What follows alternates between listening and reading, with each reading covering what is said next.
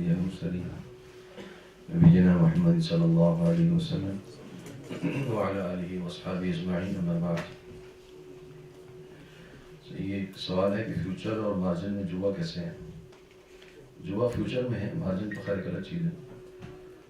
اس میں یہ ہوتا ہے کہ آپ جو چیز تو اصل تو آپ چیز خرید نہیں رہے، آپ جو اس کی قیمت مقرر کر رہے ہیں، اور پھر جب وہ وقت مقرر یعنی فیوچر کا ہوتا ہے مستقبل میں، تو جب آپ وہ قیمت مقرر کر رہے ہیں ایک مخصوص کرنسی کی جو کہ آپ نے بعد میں اس کو ادائیگی کرنی ہے یا آپ ادائیگی کر دیتے ہیں پہلے، اور جب وہ کرنسی اوپر جاتی ہے تو آپ کو فائدہ ہوتا ہے، نیچے جاتی ہے تو آپ کو نقصان ہوتا ہے. ٹھیک ہے، تو سوال یہ ہے کہ تجارت کی طرح ہے، نفع نقصان دونوں کا خدشہ ہوتا ہے. جو تجارت میں جو نفع نقصان ہوتا ہے اس کا مخاطرہ کہتے ہیں.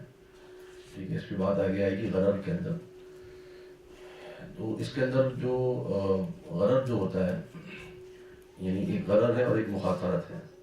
غرر کے اندر جو معاملہ ہوتا ہے وہ لا علمی کا معاملہ ہوتا ہے، جہالت کا علم ہوتا ہے، یعنی یہ نہیں پتا کہ اس کی قیمت اوپر جائے گی یا نیچے جائے گی.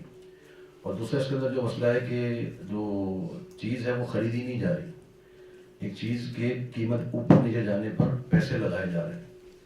ٹھیک ہے نا، تو اس وجہ سے یہ جوئے کی طرح ہو جاتی ہے. یہ ایسے ہی ہے جیسے کھیل کے اندر آپ نے جوا لگایا کہ جی یہ گھوڑا اگر جائے گا تو یہ اس کتنے رقم ہے، یہ جائے گا تو اس کتنے رقم ہے. مختلف چیزوں پہ جوئے لگتے ہیں، آج کل تو جگہوں کے اوپر جوئے لگے ہوتے ہیں. تو اس وجہ سے یہ تو باقاعدہ بیٹ کی صورت ہے، اس میں کوئی یہ نہیں ہوتا نا کہ میں نے کرنسی خریدی تو میرے اکاؤنٹ میں آ جائے. اس طریقے سے نہیں ہوتا، ایکچوئل خریداری نہیں ہوتی ہے اس کے اندر، فیوچر کے اندر یہ معاملہ باہر. اور اس پر تصور علماء کا اجماع ہے فیوچر کے حوالے سے کہ یہ جائز نہیں. اب ہم نے جو کرنسی کے حوالے سے جو تذکرہ ہو گیا، اس کے بعد اب جو میں چاہ رہا تھا کہ بینک کو آپ تھوڑا سا سمجھ لیں کہ بینک کیسے کام کرتا ہے، اس کا آغاز کیسے ہوا، کیونکہ یہ ربا سے اس کا بڑا گہرا تعلق ہے ربا الفضل کے ساتھ. تو بینک کا میں نے آپ کو ذکر کیا تھا کہ بینک کا جو لفظ ہے یہ کس سے نکلا ہے؟ بینک سے. ٹھیک ہے نا، تو بینچ کا مطلب ہے بیٹھنے کی جگہ. تو اصل میں ہوا یہ تھا، اس کا آغاز جو ذکر کیا جاتا ہے جو ہماری فائنانس کی یا اکنامی کی کتابوں میں بھی ہے، ہسٹری کی کتابوں میں بھی ہے، کہ اس کا آغاز ہوا تقریباً کوئی 1600 کے آس پاس، 1600-1700 کے آس پاس. مسئلہ ہوا یہ کہ اس وقت کیونکہ کرنسی جو چل رہی تھی وہ گولڈ میں تھی کرنسی، اور گولڈ کو جو ہے وہ اس کے ساتھ موومنٹ کرنا بہت خطرناک ہوتا تھا. یعنی آپ لے کے جا رہے ہیں گولڈ تو کہیں بھی چوری ہو جائے گا، تو اس کا خدشہ زیادہ ہوتا تھا. تو وہاں پہ جو کچھ یورپ کے اندر، بعض کہتے ہیں آسٹریا کے اندر، بعض کہتے ہیں کہ روم کے اندر، باہر کہیں پر بھی کچھ یہودی تھے جن کا کاروبار جو ہے وہ گولڈ کا تھا. تو انہوں نے یہ آغاز کیا کہ وہ کہتے تھے کہ جی آپ اپنا گولڈ ہمارے پاس رکھوا دیں. ٹھیک ہے، تو مثال کے کہ اس کو ہم کہتے ہیں گولڈ اسمتھ یعنی سونار تھا. تو اس نے کام شروع کیا. تو ایک شخص ہے اس کے پاس مثال کے طور پہ کچھ گولڈ ہے، تو اس نے کہا کہ سونار نے کہا کہ بھائی تم یہ گولڈ لے کے کہیں بھی جاؤ گے تو تمہیں مسئلہ ہوگا، چوری ہو سکتی ہے، تم میرے پاس رکھوا دو. تو اس نے گولڈ اس کے پاس رکھوا دیا، اور اس کا ایک نوٹ تھا جو کہ نوٹ اس نے لکھ کر اس کو دے دیا کہ بھائی آپ کا اتنا گولڈ میرے پاس رکھا ہوا ہے. ٹھیک ہے، یعنی آپ کا 5 گرام گولڈ میرے پاس رکھا ہوا ہے. اب یہ جب تمہیں چاہیے ہو تم آ کے نوٹ لینا، نوٹ دکھانا اور اپنا گولڈ لے جانا. اب اس نے نوٹ تو لے لیا. اب یہ اس نے کوئی چیز خریدنی تھی، مثال کے فرض کریں اس نے آٹا خریدنا تھا، تو اس نے وہ نوٹ جو ہے اس آدمی کو دیا اور کہا کہ بھائی میرا گولڈ جو ہے وہ فلاں سونار کے پاس رکھا ہوا ہے. سب جانتے ہیں اس کی اسٹمپ لگی ہوئی ہے، تو وہ معتبر آدمی ہے، تو آپ یہ گولڈ جا کے اس سے لے لینا، میں آپ کو یہ نوٹ دے رہا ہوں. وہ اس سے خریداری کر لی. وہ آدمی گیا اور جا کے اس نے گولڈ لے لیا. تو یہاں پر پہلا مرحلہ مکمل ہوا. اب کچھ عرصے کے بعد پھر یہ ہوا مثال کے طور پہ اب یہ اگلے ہاتھ پہ پہنچ رہا، ایک ہاتھ سے دوسرے ہاتھ پہ جا رہا ہے. یعنی گولڈ اس نے نوٹس کو دیا. اب اس آدمی نے مثال کے طور پہ کوئی چیز خریدی ہے، فرض کریں مکئی خریدی تھی اس نے، تو اس نے جو ہے وہ مکئی والے کو وہ نوٹ دیا کہ بھائی یہ نوٹ ہے، یہ اتنا سونار کے بعد گولڈ پڑا ہوا ہے، مکئی مجھے دے دو اور یہ تم نوٹ لے لو. وہ جا کے اس نے وہ نوٹ دیا اور گولڈ لے لیا. اب یہ 1 سے 2، 2 سے تیسرے آدمی کے پاس یہ نوٹ پہنچا. اب ہونے یہ لگا کہ تیسرے آدمی نے بھی کہا کہ میں کون جا کے گولڈ لوں، جب ایک نوٹ چل رہا ہے، لوگ ایکسیپٹ کر رہے ہیں، قبول کر رہے ہیں اس کو. اس نے مثال کے طور پہ اب چوتھے آدمی کے پاس کسی اور کو اس کو فرض کرے جوتا خریدنا تھا، اس نے وہ نوٹ اس کو دیا، اسے جوتا اس نے خرید لیا. ٹھیک ہے، ابھی ایک نوٹ جو ہے وہ مارکیٹ میں آہستہ آہستہ چلنا شروع ہو گیا. تو نوٹ کے اوپر کیا لکھا ہوا ہے کہ اتنا گولڈ جو ہے وہ سونار کے پاس پڑا ہوا. یہ ہم بات کر رہے ہیں 1600 یا 1700 عیسوی کے آس پاس. اب جب لوگوں نے یہ دیکھا کہ بھائی تو چل رہا ہے سلسلہ نوٹ، تو ہم اپنا گولڈ کیوں رکھیں؟ تو انہوں نے بھی اپنے گولڈ کیا کیے، جمع کرا ہے، اس سے کیا کر لیے، نوٹ لے لیے. تو اس کو جو نوٹ ہم کہتے ہیں، نوٹ کا مطلب نوٹ کرنا ہے کسی چیز کو، تو یہ اسی سے نوٹ نکلا ہے یہ. ٹھیک ہے، اس پہ نوٹ لگا ہوتا ہے. ٹھیک ہے، نوٹ کیا لگا ہوتا ہے اس کے اوپر کہ اتنا گولڈ فلانے کے پاس پڑا ہوا ہے. ٹھیک ہے. اب ہوا یہ کہ جو سونار صاحب تھے وہ تھے یہودی میں دماغ بہت تیز ہوتا ہے دنیا کے معاملے میں، سود کے معاملے میں. ٹھیک ہے نا. تو انہوں نے کہا کہ کیوں نہ یہ جو گولڈ اب ہمارے پاس رکھا ہوا، کوئی لینے نہیں آ رہا گولڈ، تو کیوں نہ یہ گولڈ ہم لوگوں کو سود پہ قرضے کے طور پہ دے دیں. ٹھیک ہے، میرا تو گولڈ ہے نہیں ہے دوسرے کا، تو میں کیا کروں، اس کو گولڈ کو قرضے پہ دینا شروع کر دوں. اس نے کیا کیا، اس نے گولڈ نکالا اور لوگوں کو قرضے پہ دینا شروع کر دیا سود کے اوپر. ٹھیک ہے. اچھا، اب اس کا دماغ آگے چلا مزید. اس نے کہا کہ بھائی تم جس کو قرضہ دے رہا ہے گولڈ پہ، اس کو اس نے کہا کہ تم گولڈ لے کے کہاں جاؤ گے، تم گولڈ، اپنا گولڈ جو تمہیں میں نے دیا ہے وہ تم میرے پاس ہی رکھوا دو. ٹھیک ہے. تو اب اس نے کیا کیا کہ اس نے لوگوں کو گولڈ کے بجائے کیا دینا شروع کر دیا، نوٹ. کہ بھائی میرے پاس رکھا ہوا ہے 10 kg گولڈ، تو میں تمہیں اس میں سے 2 kg، 1 kg تمہیں دے رہا ہوں، 2 kg تمہیں دے رہا ہوں، تم نے اس کو مجھے سونا واپس کرنا ہے سود کے ساتھ. ٹھیک ہے. اب یہ جو قرضہ دے رہا ہے وہ بھی کس میں دے رہا ہے، نوٹ میں دے رہا ہے. ٹھیک ہے. یہاں سے شروع ہوتی ہے جس کو ہم کہتے ہیں تخلیق پیسہ یا کریشن آف منی. ٹھیک ہے. اور کریشن آف منی کیسے ہو رہی ہے کہ اس نے جو ہے وہ گولڈ رکھا ہوا ہے 10 kg، 2 kg ایک بندے نے رکھوا دیا، 2 ایک بندے نے رکھوا دیا، 5 کسی بندے نے رکھوا دیا. اس کے بعد 10 kg رکھا ہوا. اب یہ 10 kg کن کا ہے، جنہوں نے رکھوایا ہوا اس کے پاس. ٹھیک ہے. اس کے بدلے میں اس میں 10 kg کے نوٹ ان کو دے دیے. ٹھیک ہے. اب باقیوں کو اس نے جو قرضہ دینا ہے اس میں بھی اس میں کسی کو 1 kg چاہیے، کسی کو 2 kg چاہیے، کسی کو 3 kg چاہیے. فرض کیجیے اس نے 10 kg کے مزید نوٹ جاری کر دیے. اب مارکیٹ میں نوٹ کتنے چل رہے ہیں، 20 kg کے. گولڈ کتنا رکھا ہوا ہے، 10 kg.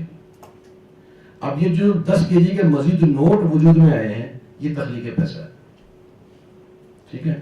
اب یہ آہستہ آہستہ پیسہ بننا شروع ہو گیا. اچھا، یہ اب لوگوں سے، اب ہاں یہاں پر مسئلہ کیا آیا، تیسرا مسئلہ یہ آیا کہ جو ڈپازیٹرز تھے وہ پہنچ گئے، جنہوں نے گولڈ رکھوایا ہوا تھا کہ بھائی یہ گولڈ میں تو کما رہا ہے ہمارے پہ سونے پہ. ٹھیک ہے. اس لوگوں سے سود لے رہا ہے، گولڈ ہمارا ہے، سود یہ لے رہا ہے. تو یہ پہنچ گیا کہ جی آپ ہمیں بھی سود کا حصہ دیں. تو اس نے کہا کہ ٹھیک ہے، آپ جو مجھے ملے گا آدھا میرا آدھا تمہارا. تو اس نے انٹرسٹ لیا، سود لیا اور لوگوں کو سود دینا شروع کر دیا. اور وہاں بھی کیا چالا کہ اس نے کہ سود بھی کس نے دیا، اس میں نوٹ کی صورت. ٹھیک ہے. اب نوٹ چل رہے ہیں گولڈ اسمتھ کے. ٹھیک ہے. اور گولڈ، اس کے پیچھے گولڈ ہے، جو نوٹ چل رہے ہیں اس کے پیچھے گولڈ ہے. لیکن حقیقت کیا ہو رہی ہے کہ جتنے نوٹ چل رہے ہیں اتنا گولڈ نہیں ہے، جتنے نوٹ چل رہے ہیں اتنا گولڈ نہیں ہے. اب یہاں سے پھر آہستہ آہستہ جب لوگوں نے دیکھا کہ جی یہ اب سونار جو کام ہونا شروع ہو گئے، تو سوناروں نے مل کے بینک بنایا، جس کو، جو اصل میں یہ سونار بیٹھتے تھے بینچ کے اوپر، وہاں گولڈ وصول کرتے تھے، نوٹ جاری کرتے تھے. تو وہ بینچ کا نوٹ، فلانے بینچ کا نوٹ، فلانے بینچ کا نوٹ. ٹھیک ہے. فلانے گولڈ اسمتھ کے بینچ کا نوٹ. ٹھیک ہے. تو اب بینچ کا نوٹ جو وہ آ گیا کہ کیا ہو گیا، نوٹ بینک نوٹ. ٹھیک ہے. اس طریقے سے یہ بینک بننا شروع ہو گیا. پھر آہستہ آہستہ ریاست نے بینک بنائے. ٹھیک ہے. سب سے پہلا جو بینک بنا تھا بینک آف انگلینڈ تھا، انگلینڈ نے بنایا. پھر اور ممالک کے بینک بننا شروع ہوئے. تو بہرحال یہ تھوڑی سی آپ کو اس سے کہانی سمجھ میں آ گئی کہ بینک شروع کہاں سے ہوئے اور کس طریقے سے شروع ہوئے، اور پھر یہ پیپر کرنسی کیسے بنی. تو پیپر کرنسی جو اصل میں نوٹ ہے وہ کس کا نوٹ تھا، گولڈ کا نوٹ تھا. یہ پیچھے سونا تھا، اس کے عوض میں نوٹ جاری کیا جاتا تھا. اور جب بینک بنے، بینک آف انگلینڈ بنا، بینک آف امریکہ بنا اور مختلف بینکس بنے، تو انہوں نے بھی جو ہے وہ اس کا گولڈ رکھ کے اس کے بدلے میں نوٹ جاری کرنا شروع کیا. ریاست بھی گولڈ رکھتی تھی، اس کے عوض میں وہ نوٹ جاری کرتی تھی. اگر اس میں چلاکی یہ کرتے تھے کہ گولڈ کم ہوتا تھا، نوٹ زیادہ چل رہے ہوتے تھے. ٹھیک ہے. تو اس کو بھی لیوریج بولتے ہیں. لیوریج کا سب مطلب کیا ہوتا ہے کہ آپ ایک سامان آپ نے اٹھانا ہوتا ہے نا, بھاری سامان, تو آپ جو ہے وہ ایک طریقہ کار ہوتا ہے کہ آپ اس کے ایک وزن ایک طرف رکھ کے دوسری طرف اس کے سامان کو اٹھاتے ہیں, کہتے ہیں لیوریج کرنا. ٹھیک ہے, تو ہوتا کیا ہے کہ گولڈ کم رکھا ہوا ہے, اس کے بدلے میں نوٹ آپ نے زیادہ دے دی. ٹھیک ہے, آپ نے لیوریج کر دیا اس کو. یہ ٹرمنالوجی ہے فائنینس کی. تو اور اس کو اس کے آگے چل کے پھر میں مزید چیزیں انشاءاللہ ذکر کروں گا. تو اب بنیادی طور پہ کیا ہو رہا ہے, بینک جو ہے اصل میں اس کا کام کیا ہے. بینک کا کام یہ ہے کہ وہ بوروور کا مطلب ہوتا ہے کہ وہ قرضہ لیتا ہے. بورو کرنا مطلب ہوتا ہے قرضہ لینا. ٹھیک ہے, تو اب ہم آتے ہیں شرعی اصطلاح کی طرف کہ جو ایک ڈپازیٹر ہے جو اپنا اکاؤنٹ کھول رہا ہے بینک کے اندر, اس کا اور جو بینک ہے ان کے درمیان جو عقد ہو رہا ہے وہ عقد کون سا ہے. سب سے پہلے ہمیں یہ دیکھنا ہے نا, ہم عقود کو دیکھیں گے وہ عقد یہاں پہ کانٹریکٹ کون سا ہو رہا ہے. تو جو شخص پیسے رکھوا رہا ہے بینک میں, اس کا بینک کے ساتھ جو معاملہ ہو رہا ہے وہ عقد وہ کون سا کہلائے گا؟ تبرع, یعنی احسان, یعنی قرض دے رہا ہے. ٹھیک ہے نا, وہ بینک کو کیا دے رہا ہے؟ قرض دے رہا ہے. اچھا, بعض اہل علم کی رائے یہ ہے, یہ تھی پہلے, کہ جی یہ قرض نہیں ہے, یہ امانت ہے. یعنی ایک بندہ جو ہے وہ پیسے رکھوا رہا ہے بینک کے پاس, تو یہ کیا ہے؟ امانت ہے. ٹھیک ہے, تو کیا یہ رائے صحیح ہے؟ ہاں, کیسے صحیح ہے؟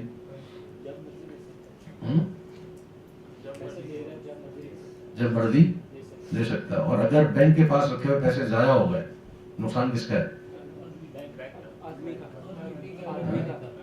اگر امانت ہوگی تو نقصان کس کا ہوگا؟ اور اگر قرض ہوگا تو بینک کا. اور یہاں نقصان کس کا ہوتا ہے؟ بینک کا. اگر بینک میں ڈاکہ پڑ جائے اور وہاں سے پیسے نکال کے لے جائے جائیں, تو بینک والے کہتے ہیں جی فلانے ڈپازیٹر کے پیسے لٹ گئے. کہتے ہیں بینک والے؟ نہیں کہتے.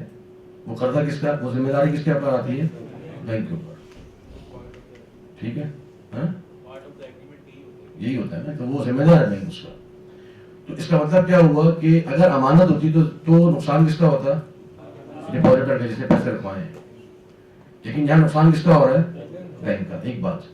دوسری بات, کیا بینک میں جو ہم پیسہ رکھواتے ہیں بینک اس کو استعمال کرتا ہے کہ نہیں کرتا؟ کیا امانت کو استعمال کیا جا سکتا ہے؟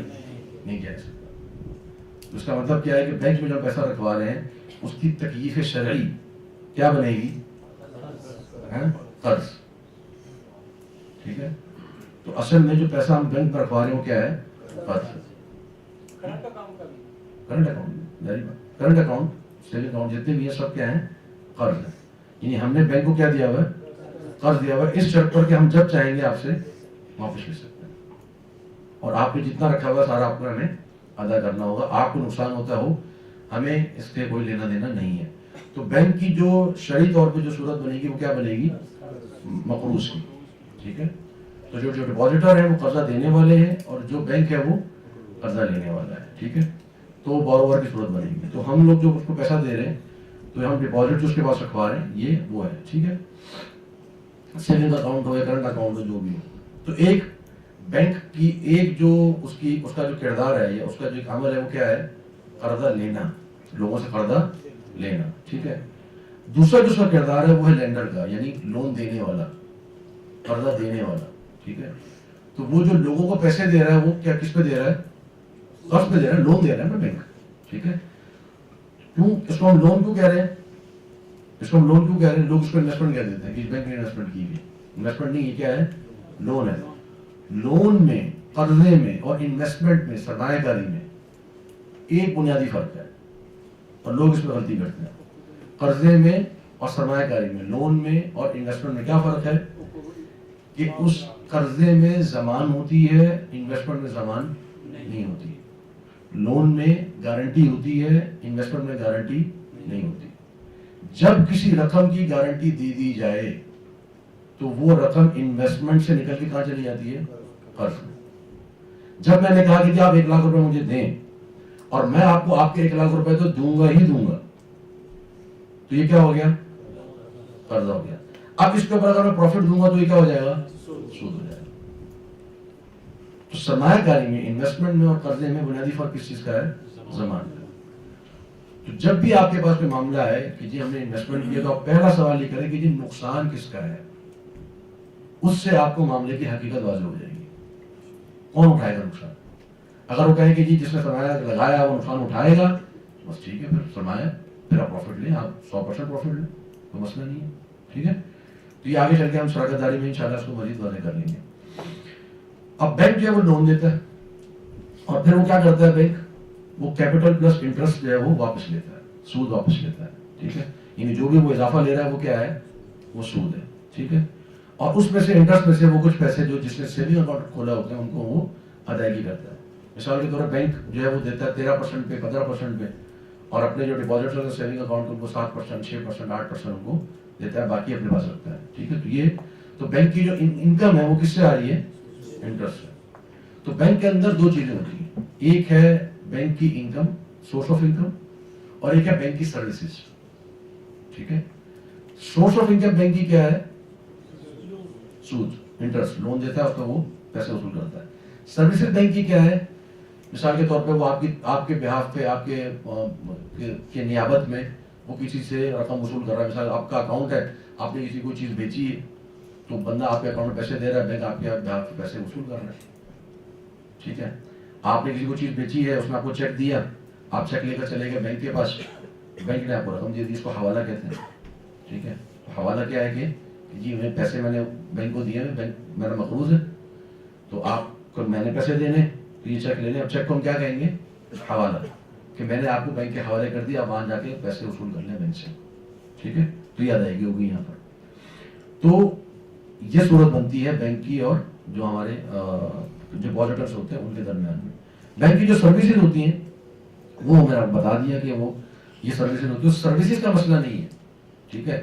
لوگ یہ سوال کرتے ہیں، میں نے بات کیوں بتائی آپ کو، کیونکہ لوگ یہ سوال کرتے ہیں کہ بینک کے بغیر تو کاروبار ممکن نہیں ہے۔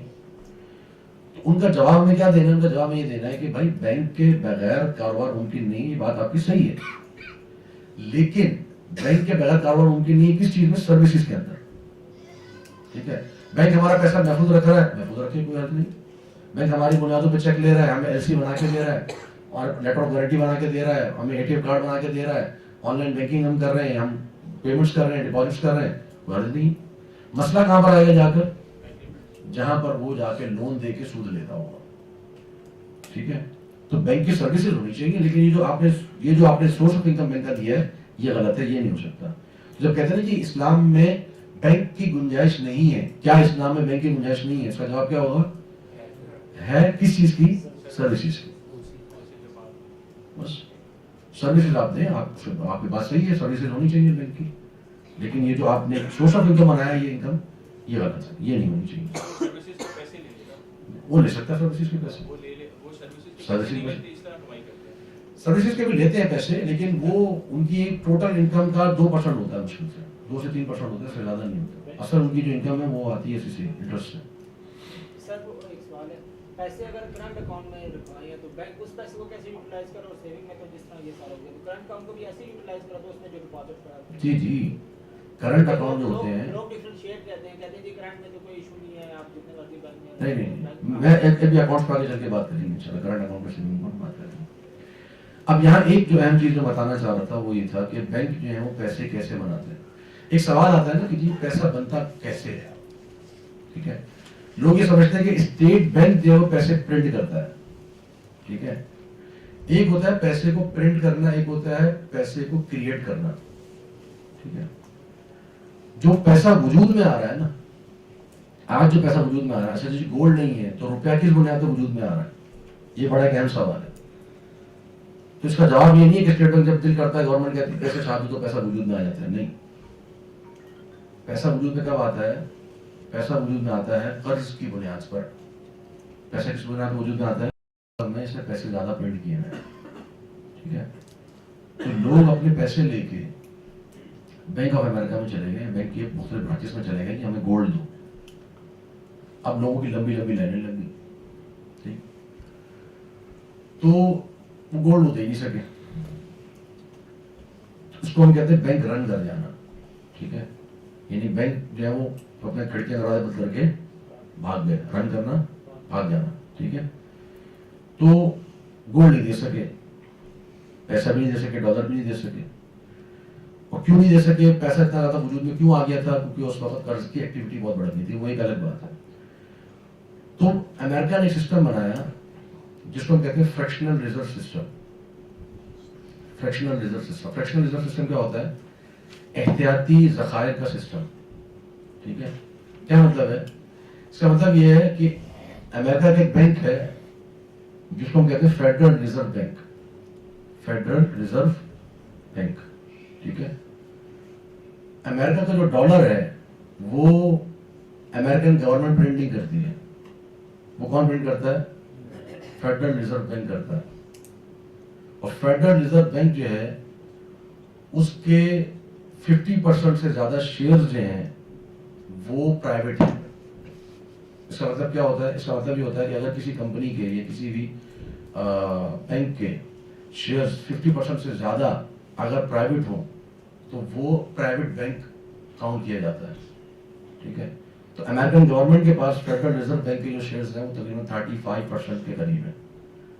उसके जो बाकी 65% जो शेयर्स हैं वो बड़े बड़े यहूदी खानदानों के पास हैं। ठीक है, और ये मैं आपको कोई कॉन्स्पिरेसी थ्योरी नहीं बता रहा, ये मैं आपको हकीकत बता रहा हूँ। ठीक है, इसमें रॉथस्चाइल्ड फैमिली आती है यहूदियों की, और बड़ी फैमिलीज आती हैं इसके अंदर। उनके पास इख्तियार। और आपको हैरत होगी, आप चाहें तो उसको जाकर सर्च कर लें, अमेरिकन डॉलर प्रिंट करता है फेडरल रिजर्व बैंक और वो गवर्नमेंट को सूद पर डॉलर मुहैया करता है। ठीक है, सूद बहुत मामूली होता है, 0.2%, 0.5%, लेकिन गवर्नमेंट के पास अथॉरिटी नहीं है बैंक उसको प्रिंट करने की। ठीक है, अमेरिकन गवर्नमेंट को जब भी पैसा चाहिए होता है तो वो किसको कहता है? फेडरल रिजर्व को। फेडरल रिजर्व प्रिंट करके उसको देता है। ठीक है, तो यहूदियों की कोशिश ये रही है कि वो बैंकों को प्राइवेटाइज करें, गवर्नमेंट के ताबे न रखें। आपको याद होगा अभी आज से कुछ अर्सा कबल इमरान खान के दौर में ये हुआ था कि हमारा स्टेट बैंक भी क्या कर दिया गया था? प्राइवेट कर दिया गया था। ये बड़ी बात हुई थी, IMF ने शराइत लगाई थी। भारत में उन्होंने किसी तरीके से कंट्रोल तो किया इन्होंने, लेकिन भारत नुकसान को अच्छा खासा हो रहा है। तो ये भारत मामला है। तो फेडरल रिजर्व बैंक जो है वो डॉलर प्रिंट करता है। तो मैं जिक्र कर रहा था फ्रैक्शनल रिजर्व सिस्टम की। तो जब ये मसला हुआ तो इन्होंने एक सिस्टम लगाया जिसको हम कहते हैं फ्रैक्शनल रिजर्व सिस्टम, एहतियाती सिस्टम। इसका मतलब क्या होता है कि कोई भी बैंक जो है जब उसके पास कोई डिपॉजिट रखा जाएगा तो उसका एक खास परसेंटेज वो रिजर्व के तौर पे स्टेट बैंक के पास रखवाएगा। ठीक है, और उस रिजर्व के बाद का जो पैसा है वो आगे कर्ज के अंदर दे सकता है। कैसे? अब मैंने आपके सामने एक शीट खोली हुई है। एक बंदा बैंक में आता है और वो $1000 डिपॉजिट करता है बैंक के अंदर। ठीक, और उस मुल्क में मिसाल के तौर पर अमेरिका को ले लें, उसमें फ्रैक्शनल रिजर्व जो रेशो है यानी जो परसेंटेज है वो 10% की है। यानी जब भी बैंक में कोई पैसा रखवाया जाएगा उसका 10% वो कहां रखवाएंगे? स्टेट बैंक के पास। ठीक है, क्यों रखवाएंगे? ताकि अगर कल को कभी भी बैंक डिफॉल्ट कर रहा हो तो उसको सपोर्ट कौन करेगा? स्टेट बैंक, जो अमेरिका में फेडरल रिजर्व बैंक है, हमारे स्टेट बैंक कहलाता है। ठीक है, तो ये करेगा फेडरल रिजर्व बैंक, उसको सपोर्ट करेगा। अगर बैंक के पास पैसे कम पड़ जाते तो ये अदायगी करने पहुंच जाएगा। सही है। अब 10% का रेशो मिसाल के तौर पे है अमेरिका में, तो वो बैंक क्या करेगा? $1000 में से 10% यानी $100 कहां रखवाएगा? ठीक, फेडरल रिजर्व बैंक के पास। बाकी कितने बच गए? $900। अब कोई बंदा उसके पास आता है कि जी मुझे पैसे चाहिए लोन, तो ये $900 उसको दे देगा। फर्स्ट करें डिपॉजिटर ए ने या अलिफ ने $1000 रखवाए थे डिपॉजिट, और जो दूसरा बंदा है बी या बे, उसने आके $900 का लोन ले लिया। इस बैंक ने $1000 उसको भी देने हैं, $900 बल्कि $1000 देने हैं। फर्स्ट करें आपने $900 कर्जा ले लिया तो $900 आपके पास है। मैंने कितने रखवाए थे? 1000। आगे उसने उसको कितने दे दिए? 900। तो 1000 मेरे और 900 उसको कितने हो गए? 1900। रखवाए कितने गए थे? कितने हो गए? अब 1900।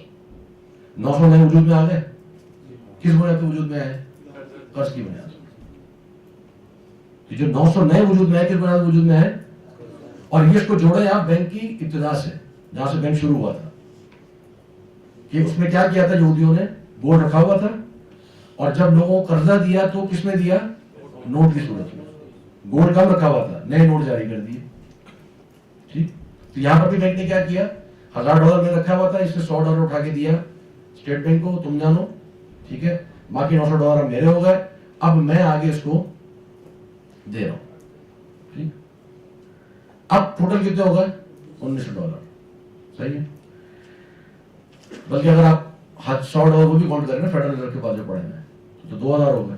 ठीक, अब $900 मिसाल के तौर पे, अब $900 बैंक क्या करते हैं? आप लोन लेने जाएंगे बैंक के पास, बैंक क्या कहेगा?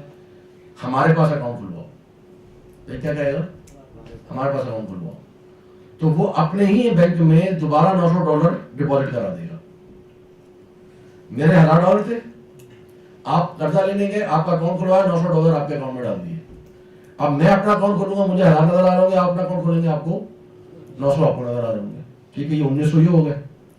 अब जो $900 आपके अकाउंट में उससे डाले हैं ना, तो बैंक कहेगा जी मेरे पास मजीद 900 आ गए, यानी आपको वो ये बताएगा कि आपको 900 दिए थे, आपने 900 दोबारा मुझे दे दिए।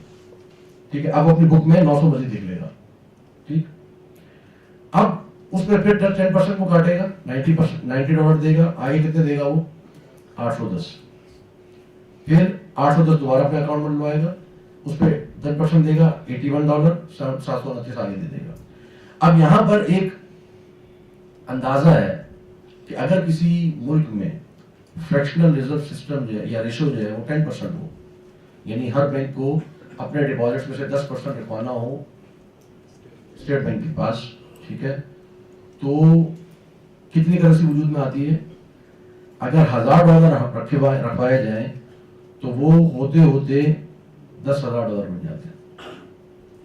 $1000 की बुनियाद पे कितनी करेंसी वजूद में आई है? $10,000 वजूद में आए।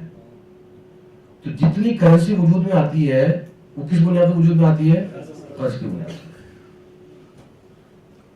तो जिस मुल्क में जितना ज्यादा कर्जा लिया जाता है उतनी ज्यादा करेंसी वजूद में आती है।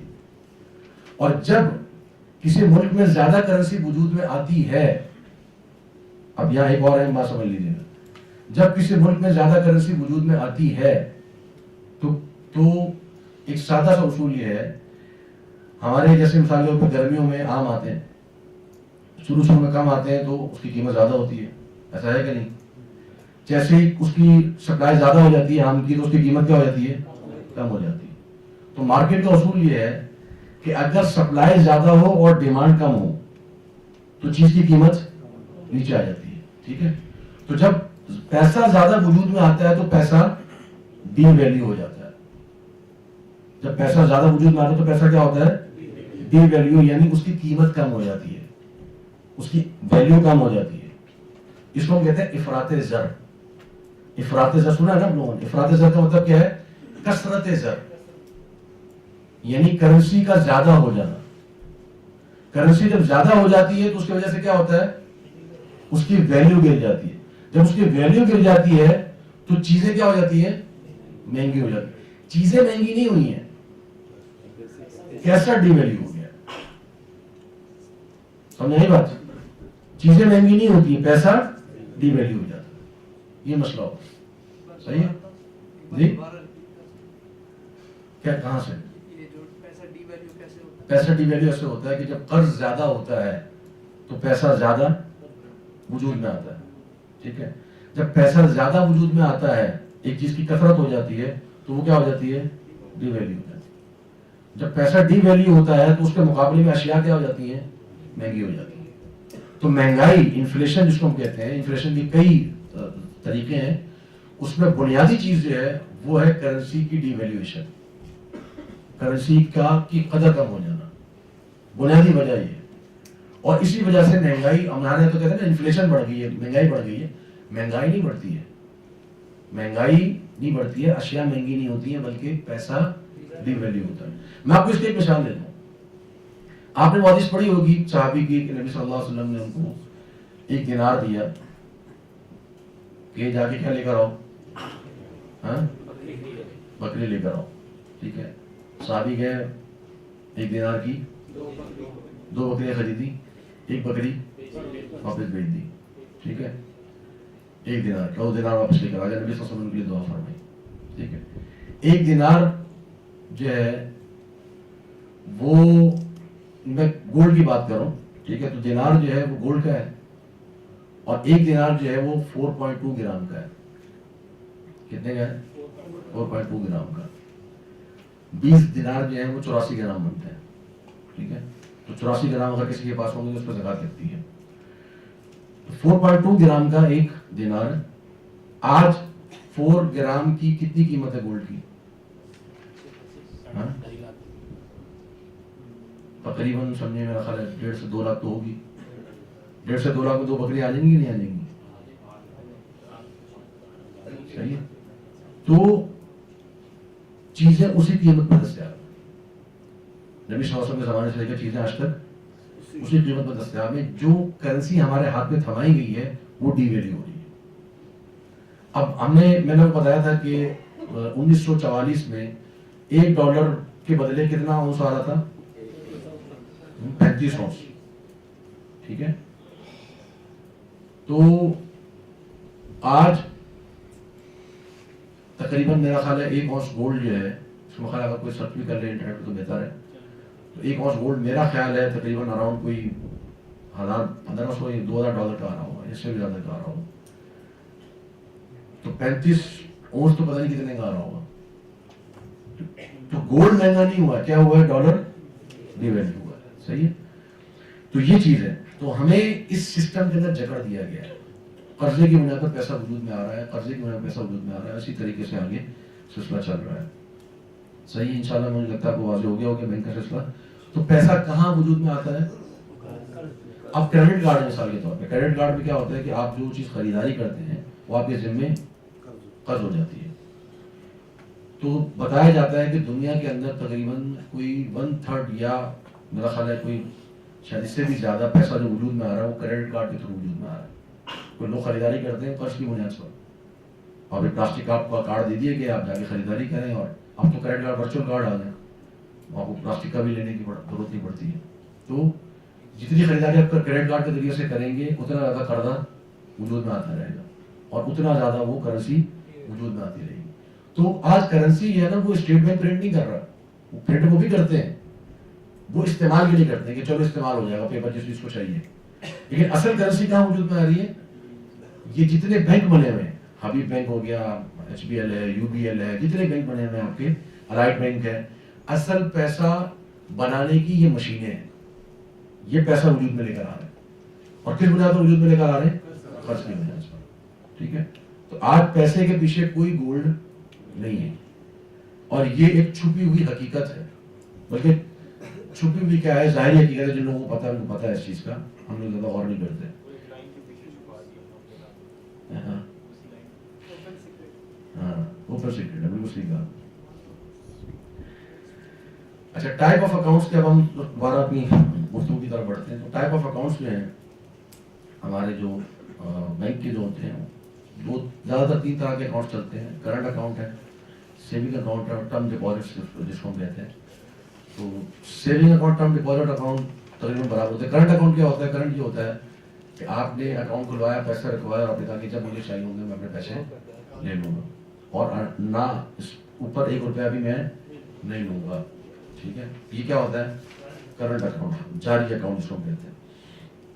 ٹھیک ہے.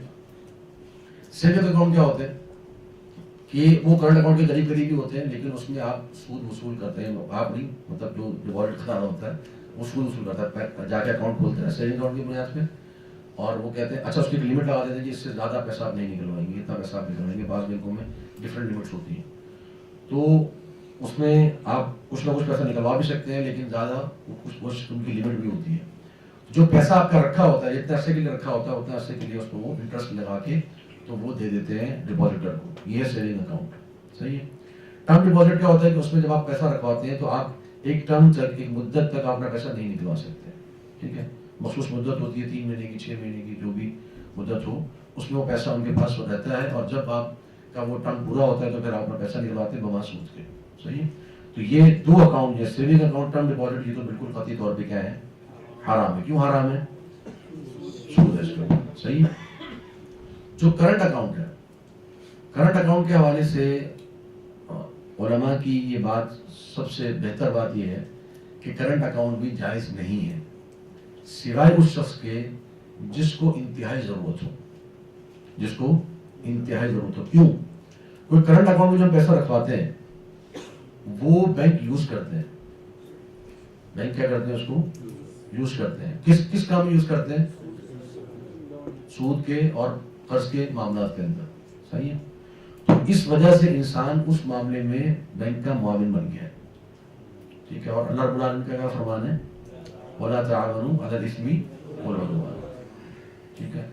तो लिहाजा करंट अकाउंट सिर्फ वो शख्स खुलवाए जिसको इंतहाई ज़रूरत है, वो कारोबार कर रहा है या कोई ऐसा काम कर रहा है कि जिसमें गवर्नमेंट की तरफ से पाबंदी है कि अपना अकाउंट खुलवाना है। अब तो हमारे, क्योंकि ये सारा इकोनॉमी को डिजिटलाइज करने जा रहे हैं, ठीक है ना, तो ये कहते हैं कि हमने तो सबके अकाउंट खुलवाने और अकाउंट से अकाउंट की पेमेंट होगी और क्योंकि उनको टैक्स चाहिए, तो इस वजह से तो करंट अकाउंट के लिए असल हुक्म क्या है कि वो ऐसा नहीं कि मुतलकन कह दीजिए जायज़ है क्योंकि आप सूद नहीं ले रहे, नहीं, ये फतवा दुरुस्त नहीं है। सही फतवा क्या है, जिसको ज़रूरत है वो खुलवाए, जिसको ज़रूरत नहीं है उसके लिए जायज़ नहीं है करंट अकाउंट के हवाले से, ठीक है।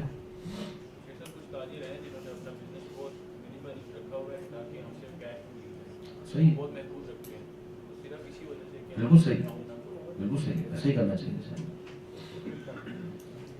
सर आप रिबा से आप सूद का लफ्ज़ इस्तेमाल करें, तो कुछ लोग यहाँ पर कहते हैं कि सूद और रिबा ही मुख्तलिफ है, तो सूद तो वो क्या वो आर्गुमेंट्स देते हैं, वो अगर थोड़ी से बता दें। सूद क्या है? मतलब वो हमें फंसाते हैं इस बात में, कहते हैं रिबा तो और चीज़ है, सूद तो और चीज़ है। क्या चीज़ है रिबा, क्या चीज़ है, हैं?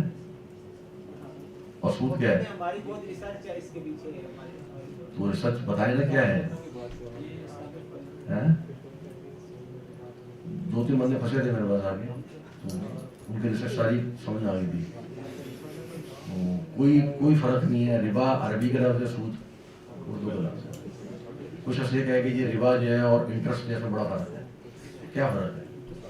एक ही चीज़ है, तर्जुमा है उसका। आप सूद कह रहे हैं और कोई कहे जी सलाह और नमाज अलग अलग चीज़ होती है, श्याम और रोज़ा अलग अलग चीज़ होती है, श्याम और रोज़ा और है, वो तर्जुमा है उसका, मतलब अलग चीज़ है। तो रिबा और सूद एक ही चीज़ है, आप सूद कह रहे हैं रिबा कह रहे हैं, बात एक ही है। उसकी वजाहत हम कर चुके हैं, ठीक है ना, कि रिबा क्या होता है, रिबा कर्ज क्या है, रिबा, ठीक है, तिजारा क्या है। अब कुछ जो चीज़ें बैंक के ताल्लुक से आखिरी क्रेडिट कार्ड का आपने जिक्र सुना होगा। क्रेडिट जो है वो कहते हैं किसी को उधार देना, क्रेडिट देना, तो क्रेडिट तस्लीफ उधार को क्रेडिट कहा जाता है। इसमें होता क्या है क्रेडिट कार्ड के अंदर कि बैंक जो है वो हमें कार्ड देता है, क्रेडिट कार्ड हमें देता है और उसकी एक लिमिट लगा देता है, ठीक है, कि जी आपने इस कार्ड से 1 महीने के अंदर लाख रुपए की आप खरीदारी कर सकते हैं, अदायगियाँ कर सकते हैं 1 लाख रुपए की, तो वो उसकी उसने लिमिट लगा दी है। अब मैं जाता हूँ खरीदारी करने, अब वो मेरा पैसा नहीं है, वो पैसा किसका है, बैंक का है, सही है। तो मैं उसकी पेमेंट करता हूँ, मैंने मिसाल किताबें खरीदनी, मैंने किताबें खरीदनी, क्रेडिट कार्ड मैंने इस्तेमाल किया, तो उसकी बैंक जो है वो पेमेंट करता है, सेटलमेंट होती है, उसका टाइम लगता है, लेकिन वो मसला कि पेमेंट जो कर रहा है वो बैंक कर रहा है अपने पैसों से, मेरे पैसों से पेमेंट नहीं हो रही है। फिर वो मुझे 1 महीने के बाद बिल भेज देता है कि भाई इतनी आपने इस महीने में अपने क्रेडिट आप इस्तेमाल किए, तो अब आप इसकी पेमेंट कर दें। तो अगर मैं पेमेंट टाइम पे कर देता हूँ तो फिर मुझ पर कोई चार्ज नहीं लगता है। अगर मैंने लाख रुपए में से 80,000 रुपये इस्तेमाल कर लिए तो मुझे 80,000 ही देने हैं, अगर मैं ऑन टाइम पेमेंट करता हूँ। और अगर ऑन टाइम पेमेंट नहीं करता हूँ तो फिर मुझे क्या देना पड़ता है, इंटरेस्ट देना पड़ता है, सूद देना पड़ता है। तो अब इसका हुक्म क्या बनेगा, हाँ हराम तो है, हुक्म वज़ी क्या बनेगा, हाँ कारण असल ये कि सूदी शर्त है इसके अंदर, ठीक है। तो इस वजह से क्या है, अव्वल हुक्म क्या है इसका, हराम है। अच्छा बाद लोग कह देते हैं कि जी हम तो ऑन टाइम पेमेंट कर देंगे, फिर तो हम बच जाएंगे, कोई मसला नहीं है। नहीं, मसला क्या है कि लाना रसूलुल्लाह सल्लल्लाहु अलैहि वसल्लम आकिल रिबा व मुकिलहु व कातिबहु व शाहिदे। तो कातिबहु में वो कॉन्ट्रैक्ट आ गया जिस कॉन्ट्रैक्ट में मैंने साइन किया है, ٹھیک ہے نا. جب میں نے اس سودی شرط پہ رضامندی ظاہر کر دی ہے, ٹھیک, اب میری جو نیت ہے اس پر کوئی اعتبار نہیں ہے. اور یہاں ایک اصول لکھ لیں اپنے پاس جو کہ قاعدہ فقہیہ ہے. اور قاعدہ فقہیہ کیا ہے کہ الامور بمقاصدها, الامور بمقاصدها, یہ قاعدہ فقہیہ ہے. اور یہ مختلف جو فقہی جو مسائل اس میں استعمال ہوتا ہے. الامور بمقاصدها کا مطلب کیا ہے کہ آپ کے ظاہری الفاظ کا اعتبار نہیں ہوگا, آپ کے عمل کا اعتبار ہوگا.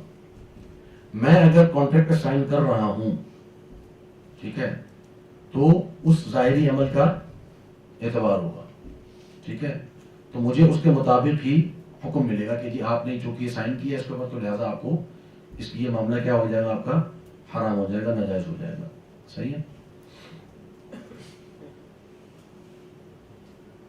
اچھا, اب آگے بڑھتے ہیں. تو ایک اور کارڈ ہوتا ہے جس میں ہم کہتے ہیں کہ جس کو کیا کہتے ہیں, ڈیبٹ کارڈ. ٹھیک ہے. ڈیبٹ کارڈ کیا ہوتا ہے؟ ڈیبٹ کارڈ میں اپنا ہی جو رقم ہوتی ہے اس کو استعمال کر رہا ہوتا ہوں. اپنی ہی رقم کو میں استعمال, میرے اگر اکاؤنٹ میں 30,000 روپے پڑے ہوئے ہیں تو میں 30,000 کی خریداری کروں گا. تو اس معاملے تو ظاہری بات ہے کوئی حرج نہیں ہے. ٹھیک ہے. لیکن ایک مسئلہ ہے اس میں, اور وہ مسئلہ ہے ڈیبٹ کارڈ پہ ڈسکاؤنٹ کا. ڈیبٹ کارڈ کا کوئی مسئلہ نہیں, کیونکہ ڈیبٹ کارڈ میں پیمنٹ کر رہا ہوں اپنے ہی پیسوں سے. ٹھیک ہے. ڈیبٹ کارڈ میں کیا ہوتا ہے کہ جتنے پیسے میرے اکاؤنٹ میں رکھے ہوئے ہیں اتنے ہی پیسے میں استعمال کر سکتا ہوں. ٹھیک ہے. اگر میرے اکاؤنٹ میں 10 لاکھ روپے رکھے ہوئے ہیں تو میں ایک مہینے میں 10 لاکھ بھی استعمال کر سکتا ہوں. ٹھیک ہے. اور اگر میرے اکاؤنٹ میں 10,000 روپے رکھے ہوئے ہیں تو میں 10,000 ہی استعمال کر سکتا ہوں. تو ڈیبٹ کارڈ کی جو لمیٹیشن ہے, اس کی جو حد بندی ہے, وہ میری رکھی ہوئی رقم کے اعتبار سے ہے. یعنی یا تو آپ اے ٹی ایم سے پیسے نکال لیں, وہ استعمال کر لیں, یا آپ جا کے ڈیبٹ کارڈ کے تھرو پیمنٹ کرتے ہیں, دونوں ایک ہی بات ہے. صحیح ہے. لیکن ڈیبٹ کارڈ میں ایک مسئلہ جو ہے وہ کیا ہے کہ اس کے اندر جو ڈسکاؤنٹ دیے جاتے ہیں, اگر آپ لوگوں کو علم میں ہو, مختلف ریسٹورینٹس کے اوپر جاتے ہیں لوگ اور ان کو یہ کہا جاتا ہے کہ جی اگر آپ میزان کے بینک ڈیبٹ کارڈ سے یا ایچ بی ایل کے ڈیبٹ کارڈ سے اگر آپ پیمنٹ کریں گے تو آپ کو 30% ڈسکاؤنٹ ملے گا. سنا آپ لوگوں نے؟ ٹھیک ہے. اس کا کیا حکم ہوا؟ پیسہ میں اپنا استعمال کر رہا ہوں, صحیح ہے, لیکن مجھے 30% ڈسکاؤنٹ, اس کا حکم کیا ہوگا؟ یہاں پر ہم وہ اصول لے کر آئیں گے جو ہم نے پڑھا ہے کہ کل قرض جر منفعۃ فہو ربا, کہ قرض کے بدلے میں کوئی بھی فائدہ ملے گا وہ کیا ہو جائے گا؟ سود ہو جائے گا. اب یہاں پہ فائدہ کیسے مل رہا ہے؟ میں نے کھانا کھایا 1,000 روپے کا, 30% ڈسکاؤنٹ ملا مجھے بینک کے کارڈ کے اوپر. ٹھیک ہے. میں نے پیمنٹ کی 700 روپے کی, 300 روپے پیمنٹ کس نے کی ہے؟ بینک نے. 300 روپے کس نے پیمنٹ کی ہے؟ بینک نے. ٹھیک ہے. تو وہ بینک نے بنیادی طور پہ 300 روپے کس کو دیے؟ مجھے دیے. کس بنیاد پر دیے؟ ان پیسوں کی بنیاد پر جو پیسہ میں نے بینک میں رکھا ہوا تھا. ڈیبٹ کارڈ تو جب ہی بنا نا جب میں نے پیسہ رکھوایا بینک کے اندر. ٹھیک ہے. تو جب میں نے پیسہ رکھوایا بینک کے اندر تو مجھے ڈیبٹ کارڈ ملا, اور اس ڈیبٹ کارڈ کو جب میں نے استعمال کیا تو مجھے ڈسکاؤنٹ ملا. تو ڈسکاؤنٹ اصل میں وہ ڈسکاؤنٹ نہیں ہے, وہ ریسٹورنٹ والا ڈسکاؤنٹ نہیں دے رہا. ریسٹورنٹ والا ڈسکاؤنٹ نہیں دے رہا. اگر ریسٹورنٹ والا ڈسکاؤنٹ دے گا تو وہ بینک کی مارکیٹنگ کیوں کرے گا؟ ٹھیک ہے نا. وہ اس نے اتنے بڑے بڑے جو لگائے ہوئے ہیں پینافلیکس کے لیے 30% ڈسکاؤنٹ ایچ بی ایل کے کارڈ کے اوپر, وہ ایچ بی ایل کے کارڈ کی مارکیٹنگ کیوں کرے گا؟ ٹھیک ہے. دونوں طرف سے ہوتا ہے. وہ ایچ پی ایل والا ریسٹورنٹ کی مارکیٹنگ کرتا ہے, ریسٹورنٹ کی کرتا ہے, وہ آدھی شاید یا اس کی کوئی پرسنٹیج ہوتی ہے. نہیں, اس میں ہوتا ہی ہے اس میں بنیادی طور پہ کہ بینک جو ہے نا مختلف سروسز پرووائڈ کرتا ہے. اصل میں آپ نے دیکھا ہوگا ایڈورٹائزمنٹ جو ہوتی ہے, جو مارکیٹنگ ہوتی ہے, اس کے کئی طریقے کار ہوتے ہیں. ٹھیک ہے. اس کا ایک طریقہ کار ہوتا ہے جس کو کہتے ہیں ڈائریکٹ مارکیٹنگ. ڈائریکٹ مارکیٹنگ یہ ہوتی ہے کہ جو کسٹمر ہے اس کو فائدہ پہنچایا جائے. ایک ہوتا ہے اعلانات کرنا. اب اعلانات میں پیسے لگتے ہیں. اگر ایچ بی ایل جو ہے وہ اشتہارات چلوائے گا ٹی وی کے اوپر, اس کے پیسے لگیں گے.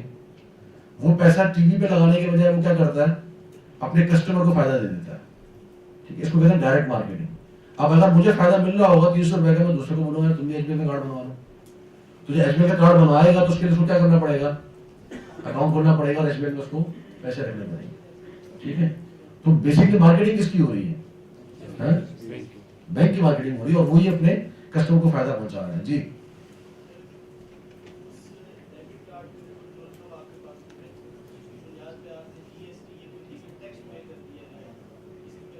وہ ایک الگ چیز ہے, میں اس پہ میں ذکر کر دیتا ہوں. لیکن پہلے ڈسکاؤنٹ والا معاملہ آپ لوگ سمجھ لیں, ٹھیک ہے, کہ ڈسکاؤنٹ جو مل رہا ہے بینک کی طرف سے, ریسٹورینٹ کی طرف سے نہیں مل رہا ہے. اگر ریسٹورینٹ والا ڈسکاؤنٹ دے کہ جی آپ ہمارے پاس کھانا کھائیں, ہمارے کھانے کا جو بل بنے گا اس پہ ہم آپ کو 30% ڈسکاؤنٹ دیں گے, صحیح کوئی حرج نہیں, ٹھیک ہے. جی جی نہیں, میں اس پہ آتا ہوں, اس کو بتاتا ہوں, وہ مسئلہ بھی چھوڑ دیں, اس میں بتاتا ہوں. ابھی ہم بات کر رہے ہیں ڈسکاؤنٹ کی, جو 30% ڈسکاؤنٹ اس کو مل رہا ہے, تو وہ ڈسکاؤنٹ کیا ہو جائے گا, سود ہو جائے گا, ٹھیک ہے. سب اگر ریسٹورینٹ جو ہے مطلب یہ جو ڈسکاؤنٹ لگتا ہے نا, یہ بڑے بینکس پہ نہیں لگتا, میں کسی کا نام نہیں لیتا, یہ چھوٹے چھوٹے بینکس نا جن جو زیادہ ان نہیں ہے عوام میں نا, تو یہ ان پہ لگتا ہے. اور اگر یہ ریسٹورینٹ والے کہیں کہ یہ ہم بینک سے بھی پیسے نہیں لیتے, ٹھیک ہے, یہ صرف مارکیٹنگ اس پہ ہے, ہم 700 ہی بینک سے بھی, آپ بینک ہمیں ایکسٹرا 300 نہیں دیتا, ٹھیک ہے.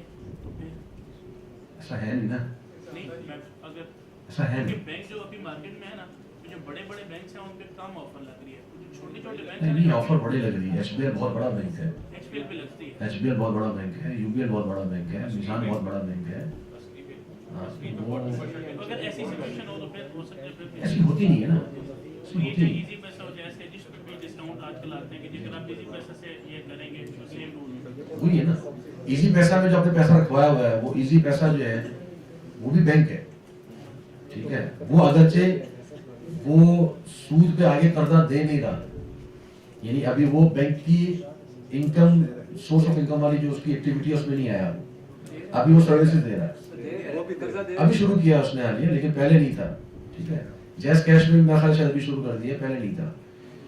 تو وہ جو پیسہ ہمارا جیز کیش میں رکھا ہوا ہے یا ایزی پیسہ میں رکھا ہوا ہے, وہ بھی ان کے ذمہ کیا ہے, قرض ہے. تو اگر ہمیں وہ کوئی بھی فائدہ دیتے ہیں, مثال کے طور پہ جیز کیش والے, ان کی یہ آفر آتی ہے کہ جی اگر آپ جیز کیش میں 5000 روپے رکھیں گے تو ہم آپ کو جیز کے سم کے اوپر آپ کو اتنا ڈیٹا فری دیں گے. تو یہ بھی کیا جائز نہیں ہے, کیونکہ ہم نے جو پیسہ رکھوا ہوا ہے جیز کیش میں, وہ کیا ہے, اس کے ذمہ قرض ہے. اس کی بنا پہ ہمیں کوئی بھی فائدہ دے گا, وہ کیا ہو جائے گا, وہ سود ہو جائے گا. یہ ٹرانزیکشن کا معاملہ الگ ہے, ٹرانزیکشن کا معاملہ الگ ہے. اس پہ جو آفرز ملتی ہے ٹرانزیکشن کا, اس میں مسئلہ ہے. مسئلہ ہے آپ کے ڈپازٹس پر. جو کیش بیک ہوتا ہے, جی جو کیش بیک آتا ہے, وہ تو خریداری میں ملتا ہے نا, ہاں خریداری, وہ خریداری پہ ٹرانزیکشن پہ کچھ بھی ملتا ہے, وہ جائز ہے, اس کا مسئلہ نہیں. نہیں جیسے سیم آپ کسی ریسٹورینٹ پہ گئے, آپ نے ایزی پیسے کسی کارڈ سے پے کیا اور وہ پھر ایزی پیسے وہ تو پھر وہ سود ہی ہو گیا نا, وہ تو سیم ہو گیا, کیش بیک وہ تو سیم ہو گیا. لیکن یہاں پر میں بات کر رہا ہوں کہ اگر آپ جیسے ٹرانزیکشن وغیرہ کرتے ہیں, وہ الگ معاملہ ہے. وہ کیا ہے جو ٹرانزیکشن والا ڈفرینٹ ہے, وہ بتا دیں. ٹرانزیکشن میں ہوتا ہے کہ جی اگر آپ مثال کے طور پر ٹرانزیکشن میں استعمال کریں گے, آپ نے 500 روپے کی کسی کو ٹرانزیکشن کی ہے, جیسے اس والے کہتے ہیں اگر آپ نے اتنی ٹرانزیکشن آپ نے ہمیں کی, کسی اور کو کیا آپ نے ٹرانزیکشن, تو ٹرانزیکشن کے اوپر ہم آپ کو مثال 50 منٹ دے دیں گے جیس کے اوپر, ٹھیک ہے نا. اس طرح کی وہ آفرس کرتے ہیں. تو ٹرانزیکشن کا معاملہ الگ ہے. یہاں پر جو مسئلہ آ رہا ہے نا, جو آپ کی پیمنٹ کر رہا ہے, وہ غلط ہے, وہ سود میں چلی جائے گی, وہ ڈپازٹ کی بنیاد پر ہوگی. اچھا, ایک مسئلہ جو میں ذہن میں آیا تھا, ابھی نکل گیا پر, تو جی کوئی سوال کرنے کا پیچھے,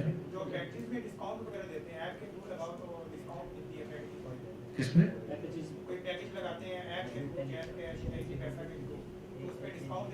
وہ ڈسکاؤنٹ اسی میں آتا ہے نا, اسی میں آتا ہے. دیکھیں ڈپازٹ کی بنیاد پر آپ جو بھی آپ کو فائدہ مل رہا ہے, ڈپازٹ کی بنیاد پر کسی بھی ڈیجیٹل بینک میں یا فزیکل بینک میں آپ کو اگر کوئی فائدہ مل رہا ہے, وہ فائدہ سود ہے, وہ ڈسکاؤنٹ اس کے اندر جائز نہیں ہے. جو لوٹلو ایپ سے ملتا ہے اس میں ڈپازٹ جی لوٹلو ایپ ہے, اس میں ڈپازٹ نہیں ہوتا, وہ ہمیں اسکین کرنا ہوتا ہے. تو مختلف برانڈس نے رکھا ہوتا ہے کہ ہم 30% دیں گے, 25%, 20%, ریسٹورینٹس. وہ ایپ میں ایسے ہوتا ہے کہ ایپ ایک تھرڈ پارٹی ایپ ہے, اس میں اکاؤنٹ بنائیں, اس کے کچھ چارجز ہوتے ہیں, اور اس کا اکاؤنٹ بن گیا. اب وہ آگے کہتا ہے کہ فلاں ریسٹورینٹ پہ یا اسٹور پہ جا کے میرا اسکین کرو ایپ اور تمہیں ڈسکاؤنٹ ملے گا. وہ ڈسکاؤنٹ جائز. ہاں, اگر اس کے عوض میں ہم کچھ دے نہیں رہے یا اس کو قرضہ نہیں دے رہے, اس کے ڈپازٹ نہیں ہے, تو پھر کوئی حرج نہیں ہے. جی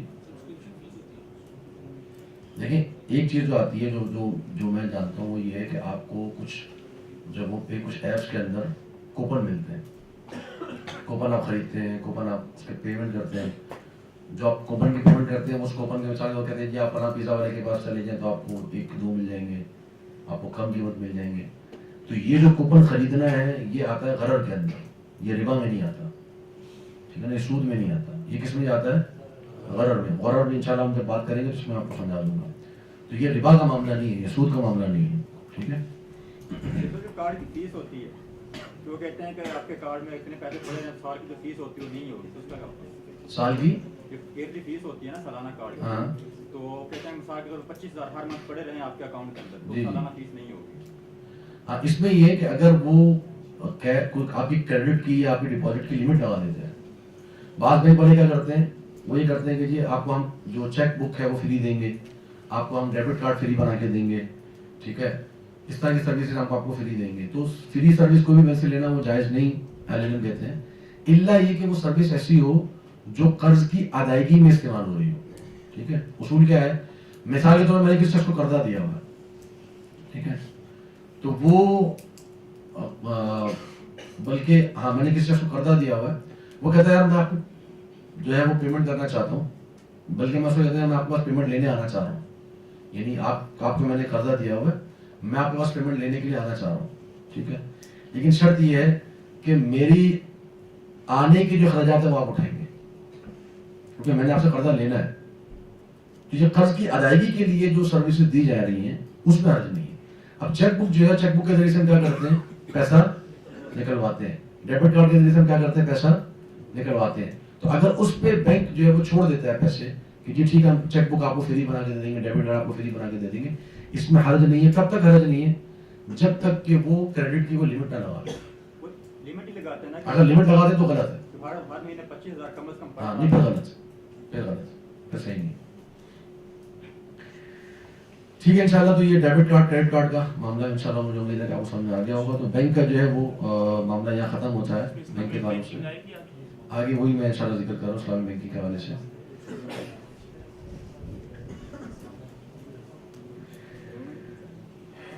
अच्छा, इस्लामिक बैंकिंग हमारे यहाँ कुछ अरसे से शुरू हो चुकी है, तो इस्लामी बैंक के क्या हुक्म है, इस्लामी बैंक के क्या मामलात हैं, उसको इंशाल्लाह हमें समझना है। तो इस्लामी बैंक को समझने से पहले मैंने इक्तिसादियात के हवाले से एक बात की थी कि इस्लामी इक्तिसादियात के अंदर जो मुनाफे का हुसूल है, यानी आप मुनाफा कैसे हासिल कर सकते हैं, उसके लिए दो तरीके का होता है। इक्तिसादियात में, इस्लामी मईशत के अंदर, इस्लामी इक्तिसादियात के अंदर मुनाफा हासिल करने के सिर्फ दो उसूल हैं।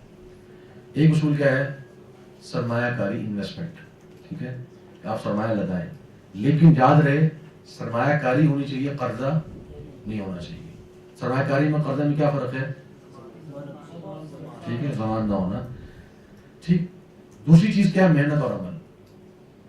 कोई इंसान मेहनत करे, काम करे, मुनाफा हासिल करे, ठीक है, ये दो सूरत है, तीसरी कोई सूरत नहीं है, या सरमायाकारी करें या वर्किंग करें, ठीक है। तो जो प्रॉफिट है इस्लामिक फाइनेंस के अंदर, उसकी दो सूरत होती है, या वर्क करें आप, मेहनत करें, या क्या करें, इन्वेस्टमेंट करें।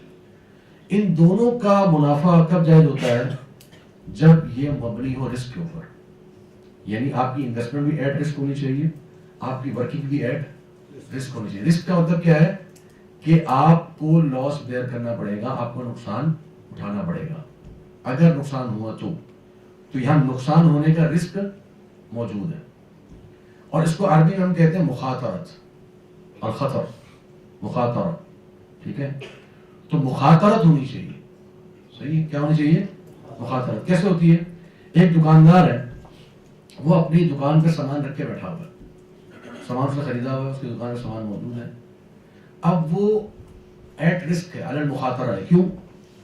मुमकिन है उसका सामान बिके, मुमकिन है उसका सामान ना बिके, मुमकिन है सही कीमत में बिक जाए, मुमकिन है कम कीमत में बिक जाए, मुमकिन है अल्लाह ना करे कोई आफत आ जाए, सामान लाया हो। तो एट रिस्क है कि नहीं है? अब वो जो मुनाफा कमाएगा वो क्या होगा, जायज होगा। तो जब मुखातरत होगी तो मुनाफा जायज है, अगर मुखातरत नहीं है तो मुनाफा भी। इसका हरगिज़ ये मतलब नहीं है कि इंसान जब वो आग में कूद जाए, वला तुल्कू बिअयदीकुम लित्तहलुका, अपने आप को जानबूझ के हलाकत में न डालो। खतरनाक मामलात में इन्वेस्टमेंट नहीं करनी चाहिए, रिस्क मैनेजमेंट होनी चाहिए। रिस्क मैनेजमेंट भी इस्लाम का उसूल है, इसमें शरीयत ने بہت ورکنگ کی ہوئی ہے. اقتصاد اسلامی پہ اگر انسان بات کرے تو سمجھ میں آتی ہے کہ نبی صلی اللہ علیہ وسلم نے کیسے رسک مینجمنٹ کی تھی. آپ کی سیرت سے ثابت ہے, مختلف طریقے ہیں اس کے. تو رسک مینجمنٹ ہونی چاہیے, آپ کو مخاطرت کم کرنا چاہیے. لیکن مخاطرت ہو ہی نہ تو اس کی طرف کیا ہوتی ہے کہ انسان زمان لے لے کے میں کیا کروں گا, جو میں نے پیسہ لگایا پورا کا پورا مجھے ملنا چاہیے. اب یہاں پر اس کے رسک ہے کہ نہیں ہے؟ نہیں ہے, تو اس کا منافع بھی نہیں ہے. اچھا اگر وہ ورکنگ کرتا ہے, کہتے ہیں میں ورکنگ کروں گا لیکن ورکنگ کے عوض میں اتنے پیسے لوں گا ہی لوں گا, تو ہم کہیں گے بھائی صاحب یا تو آپ ورکنگ کرنے کے بعد اگر آپ پارٹنر بننا چاہ رہے ہیں, ٹھیک ہے, تو پھر آپ ایٹ رسک ہوں گے. منافع ملے گا تو آپ کو ملے گا, ورنہ نہیں ملے گا. اور اگر آپ نے لینا ہی لینا ہے تو پھر آپ پارٹنر نہیں بن سکتے, آپ اجرت پر آ جائیں.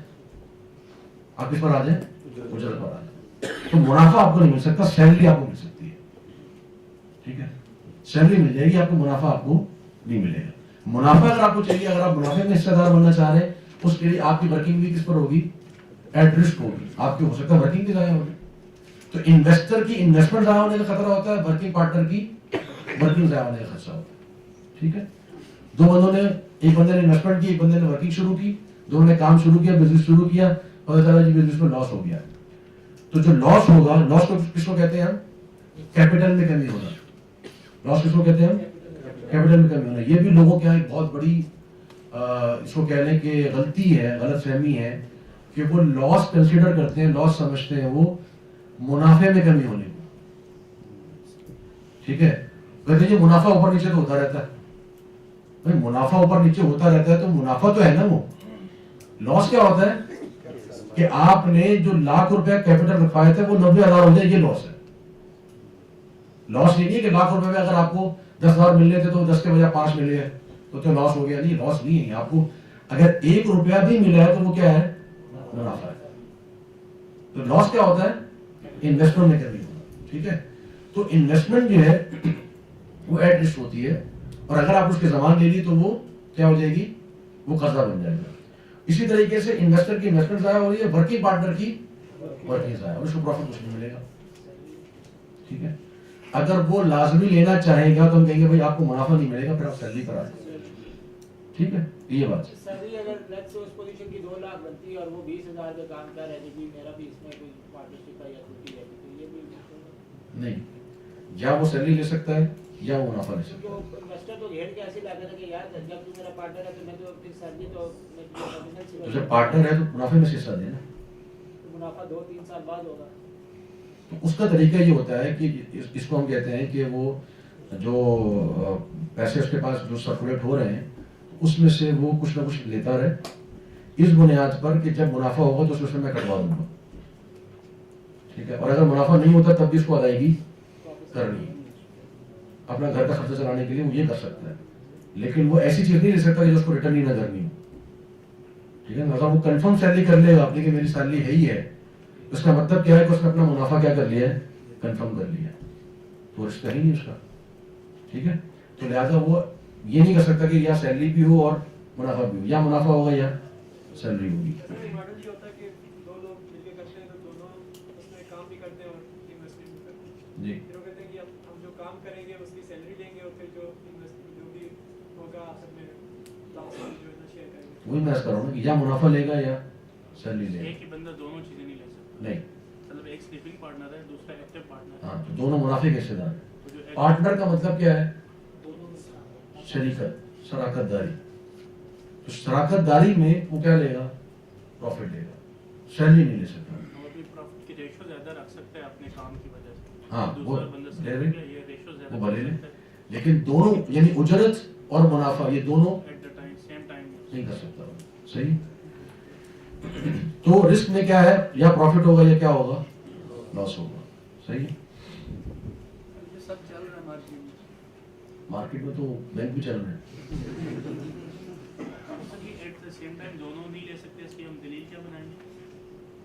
اس کی دلیل یہی ہے نا کہ اس میں رسک نہیں ہے. جتنی زمان وہ لیتا رہے گا اتنی وہ کیا ہوتی رہے گی, اتنا وہ معاملہ اس کا سود کی طرف جاتا رہے گا. مثال کے طور پہ اس کو آپ ورکنگ کو چھوڑا, انویسٹمنٹ کی طرف آ جائیں.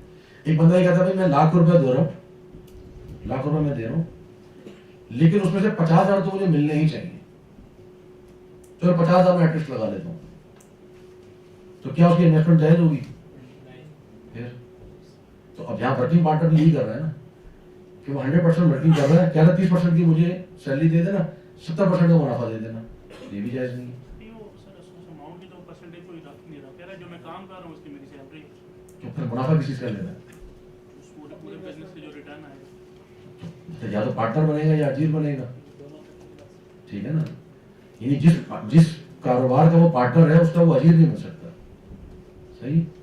शेख इसमें अगर वो इन्वेस्टमेंट भी कर रहा है और साथ वर्क भी कर रहा है और दूसरा लिविंग का जी वो कह रहे हैं जो यानी इन्वेस्टमेंट की वजह से जो प्रॉफिट आएगा वो तो डिवाइड होगा, लेकिन जो वर्क है उसकी हम सैलरी लेंगे। मैं वही कह रहा हूँ ना कि वर्किंग की सैलरी अगर वो लेगा तो फिर पार्टनर नहीं बन सकता। उसमें पार्टनर नहीं बन रहा वर्किंग में। नहीं देखिए, इन्वेस्ट वर्किंग पर पार्टनर इन्वेस्टर कर रहा है ना, इन्वेस्टमेंट कर रहा है ना, जब वो इन्वेस्टमेंट कर रहा है, जब वो पार्टनर बन रहा है तो फिर वो सैलरी नहीं ले सकता, वो ऐसे होता है चाहे वो काम कर चाहे वो काम कर भी मैंने लो। एक काम शुरू किया, मैंने इन्वेस्टमेंट की, जी जी अब मैंने एक बिजनेस शुरू किया, उसके अंदर मैंने अपने आप को एम्प्लॉय भी रख लिया, जी, ठीक है।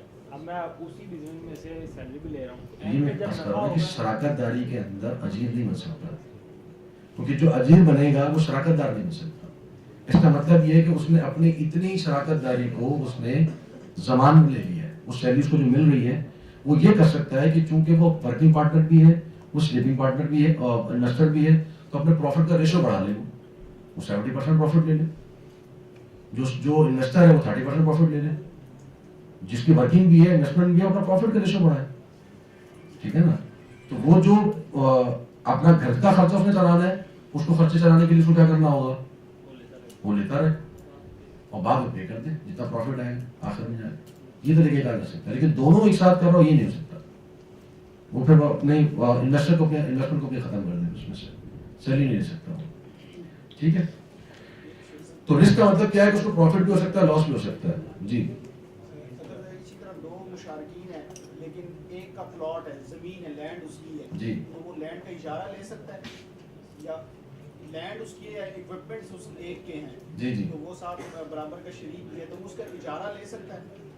नहीं वो तो फिर अपना वो कहेगा ना कि ये चीज मैं इन्वेस्ट कर रहा हूँ और ये चीज मैं आपको बेच रहा हूँ, ये किराए पे दे रहा हूँ, तो वो तो अलग अलग कर सकता है। यानी मिसाल के तौर पे मैंने इन्वेस्टमेंट की है, इतनी इन्वेस्टमेंट का मैं हिस्सेदार बन गया हूँ, लेकिन ये जो चीज़ है मेरी, ये मैं इन्वेस्टमेंट नहीं कर रहा, ये आपने अगर खरीदनी है या आपने किराए पे लेनी है आप ले लें, नहीं सकता, वो कर सकता है। कंपनी में जो एम्प्लॉयज होते हैं, अगर किसी एम्प्लॉय की फिक्स सैलरी है 1 लाख, जी, तो कंपनी 1 साल बाद अपना हिसाब करती है, उसको एक प्रॉफिट आता है, उन्होंने डिवाइड किया कि इस प्रॉफिट में से अगर हमें इस एज बार इससे ज्यादा प्रॉफिट आता है जी, तो उसमें से कुछ परसेंटेज हम एज अ बोनस सारे एम्प्लॉयज को देंगे। सही। तो वो जो बोनस हमें मिल रहा है वो फिर हम ले सकते हैं, अगर बोनस तो ले सकते हो, तो कंपनी दे रही है ना, आपको गिफ्ट कर रही है, मतलब वो दे तो सीपी इस पे रही है ना कि हम इतना परसेंट हम रखेंगे और बाकी percent bonus as a bonus आपको तो provide कंपनी दे रही है ना, कंपनी अपनी मर्जी से दे रही है। और जो इसी तरह कंपनी प्रोविडेंट फंड देती है एम्प्लॉयज का 4% या 5% और अपनी तरफ वो कंपनी का गिफ्ट है, वो कंपनी का गिफ्ट है। नहीं, अगर कंपनी इस तरह कर रही है कि आपकी सैलरी में से 60% या 5% काट रही है, जी, जी। और वो बैंक में डिपॉजिट कर रही नहीं, है, प्रोविडेंट फंड में 3 चीजें होती है। प्रोविडेंट फंड में आपकी डिडक्शन होती है सैलरी की, दूसरा जितना आपका जमा होता है कंपनी उसको डबल करके देती है, और तीसरा बैंक का इंटरेस्ट होता है, ठीक है। तो जो बैंक का इंटरेस्ट है वो जायज नहीं है, लेकिन जो आपकी डिडक्शन है वो आपकी है, जो कंपनी आपको गिफ्ट कर रही है वो भी आपकी है। 5% कंपनी अपनी तरफ से दे रही है, वो सही है हमारे हाँ बिल्कुल सही। कंपनी आपको दे दी, जो देखिए जो जिस कंपनी में मैं काम कर रहा हूँ, वो कंपनी अगर मुझे कुछ सहूलत देती है, मुझे को मेडिकल प्रोवाइड कर रही है, मुझे को होम अलाउंस दे रही है, मुझे कुछ और वो फैसिलिटी दे रही है, तो वो मुझे दे सकती है। नहीं, तो हमारा 5% हर माह कट रहा है, वो जी, जी। 5% अगर वो बैंक में रख के सूद का आ रहे हैं, वो तो गलत है ना, वो उनके लिए गलत है, वो उनके लिए गलत है हमारे लिए सही है। ना, वो तो हम सूद नहीं ले सकते। यानी प्रोविडेंट फंड के अंदर हमें कुछ कंपनी अलाउ करती हैं कि जी आप इसके अंदर अपना इंटरेस्ट कटवा दें, कि जी मैं इंटरेस्ट नहीं लूंगा, तो आप इंटरेस्ट कटवा दें, बाकी जो आपका डिडक्शन है और जो आपको कंपनी दे रही है वो आप ले सकते हैं, उसमें बात सर नहीं, वो जो कंपनी देती है वो आपके पैसे से ना, वो आपके पैसे को आगे मिसाल वो इन्वेस्ट, उनका मसला है। ये अगर आपको कंफर्म हो कि वो इस रास्ते से आ रहा है, देखिए ये इसको समझे ना कि अगर कंपनी आपको, जाहिर बात है कंपनी का कोई कोर बिजनेस तो होगा ना, एक कंपनी है ही हराम को काम करती है, लेकिन उसमें तो आप काम ही नहीं कर सकते, हलाल है तो फिर गुंजाइश ठीक है ना, तो वो फिर अलग चीज है, सही। शेख भाई, इसमें ये भी होगा कि जो आप 5% कम किया और कहा कि वो अब कर्ज मारूंगा, और फिर जो उसको इजाफा होगा तो फिर उसको सबने कर्जा नहीं लिया आपसे और सर जी बेहतर बेहतर। तो इसका उसूल हमारे पास क्या है कि ला रिबहु मालम तज़मन, ये एक हदीस है, या ला रिबहु मालम युज़मन, दोनों तरह की रिवायतें हैं। तो उस चीज़ का नफ़ा हलाल नहीं है जिसकी ज़मान तुम पर ना हो, ये मैं पहले जिक्र कर चुका हूँ। वला बैउ मा लैसा इंदक, ठीक है, तो ये रिवायत मौजूद है, सही हदीस है। तो जिस चीज़ का नुकसान नहीं है, जिसकी ज़मान नहीं है, जिसमें रिस्क है, उसका मुनाफा भी हम नहीं ले सकते। और जो चीज़ मेरे पास नहीं है, मेरे कब्जे में नहीं है, तो मैं उसको बेच नहीं सकता। इस पर हम कल बात कर चुके हैं। अब इस्लामिक बैंक की तरफ आते हैं। इस्लामिक बैंकिंग में क्या होता है? इस्लामिक बैंक की डेफिनेशन जो है, या उसकी तारीफ जो है, वो ये जिक्र की जाती है कि इस्लामिक बैंकिंग जो है, इस्लामिक फाइनेंस, इस्लामिक बैंकिंग हो या इस्लामिक फाइनेंस हो या शरिया कंप्लाइंट फाइनेंस, ये तीनों नाम लिए जाते हैं, इस्लामिक बैंकिंग, इस्लामिक फाइनेंस या शरिया कंप्लाइंट फाइनेंस। वो क्या होता है कि इस बैंकिंग और financing activity that complies with शरिया, ऐसी एक्टिविटी करना जो कि शरिया के मुताबिक हो, मुवाफिक शरिया हो, ठीक है, and it's practical application through the development of Islamic economics, और उसकी जो अमली तत्वीक है इस्लामिक इक़्तिसादियत की रोशनी में वो करना, ठीक है। यानी खुलासा ये है कि इस्लामिक बैंक जो हैं वो एक्टिविटी करते हैं, वो काम करते हैं इस्लामी उसूलों के मुताबिक, ठीक है, शरई उसूलों के ऐन मुताबिक, सही है, ये उनका दावा है। तो हम उसको कहते हैं शरिया कंप्लाइंट, यानी शरिया के मुताबिक, ठीक है। अब इसका आगाज कब हुआ? इसकी तारीख जो है थोड़ी सी है कि एक 1960 में मिस्र में बाज़ किसानों ने मिलकर सिलसिले का आगाज़ किया जिसको कहते हैं मितगमर बैंक, मितगमर इलाके का नाम है। तो वहाँ पे 1960 में उन्होंने छोटा सा एक बैंक बनाया कि वो सब लोग उसमें पैसे डाल के, तो इन्वेस्टमेंट करके तो ज़राअत पे खर्च किया करते थे। बहुत छोटी सी मिसाल वो जिक्र करते हैं, उस मामूली सा काम था। असल जो उसका आगाज़ हुआ है वो हुआ है 1975 में। इस्लामिक डेवलपमेंट बैंक बनाया गया, इस्लामी तरक्याती बैंक, इस्लामिक डेवलपमेंट बैंक। और ये इस्लामिक डेवलपमेंट बैंक जो है अब ये फैसल बैंक में कन्वर्ट हो चुका है। और एक बनाया गया दुबई इस्लामी बैंक। तो 1975 में इसका आगाज़ हुआ और शुरू में थोड़ी कोशिश होती रही, उस पर वर्किंग होती रही कि किस तरीके से हम जो है वो सूदी बैंकारी से निकल के इस्लामी बैंकारी की तरफ हम बढ़ें ताकि हमें सूद से छुटकारा मिल सके, ठीक है। अब यहाँ मैं आगे थोड़ा चलता हूँ, फिर कुछ चीज़ें इंशाल्लाह बयान करूँगा। एक होता है जिसको हम कहते हैं मेयारात बनाए इस्लामी बैंकारी, इसको कहते हैं शरिया standards for Islamic banking, Shariah standards for Islamic banking. पूरे दुनिया के अंदर जो इस्लामिक बैंक काम कर रहे हैं उनके लिए शरिया स्टैंडर्ड्स बनाए जाते हैं। जाहिर बात है हर इस्लामिक बैंक जो है वो अपनी मर्जी से तो काम नहीं करेगा ना, कोई स्टैंडर्डाइजेशन तो होनी चाहिए ना कि जी आपको कैसे वर्किंग करनी है, क्या काम करना है, किस तरीके से करना है। उसके लिए जो स्टैंडर्ड्स बनाए जाते हैं जिसको मेयार कहते हैं, वो बनाने वाली एक लजना है जिसको कहते हैं औफी, औफी स्टैंडर्ड्स को कहते हैं। औफी का मतलब AAOIFI। इसको कहते हैं कि accounting and auditing organisation for Islamic financial institution, ठीक है। यानी कि हयतुल मुहासबा वल मुराजआ लिल मुअस्ससात अल मालिया इस्लामिया, क्या माना कि इस्लामी मालियाती इदारों के लिए एक तंजीम है जो कि क्या करती है, जो उनका मुहासबा करती है और उनके लिए मेयारात बनाती है, ठीक है। ये बनाई गई थी 1991 में स्टैंडर्ड बनाने के लिए, और इस तंजीम का हेड ऑफिस जो है वो बहरीन में मौजूद है। इस तंजीम के अंदर के तहत जो है वो 3 बोर्ड हैं, ठीक है ना। एक इदारती बोर्ड है, एक जो ऑडिटिंग का बोर्ड है, और एक जो शरिया बोर्ड है।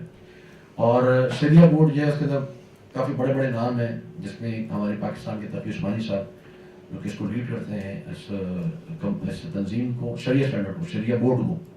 वो पूरी ऑफी के हेड नहीं है, ऑफी के अंडर जो शरिया बोर्ड आता है वो उसके हेड है।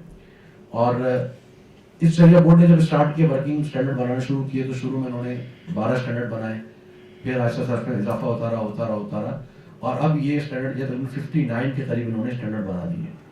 यानी हर जो एक जिसको हम कहते हैं कि मोड ऑफ फाइनेंस जिसको हम कहते हैं कि तरीका जिसके जरिए से सरमायाकारी होती है, लोगों के साथ मामलात की जाते हैं, तो हर तरीके के लिए इन्होंने स्टैंडर्ड बनाए हैं। तो अभी तक तकरीबन 59 स्टैंडर्ड बनाए हैं।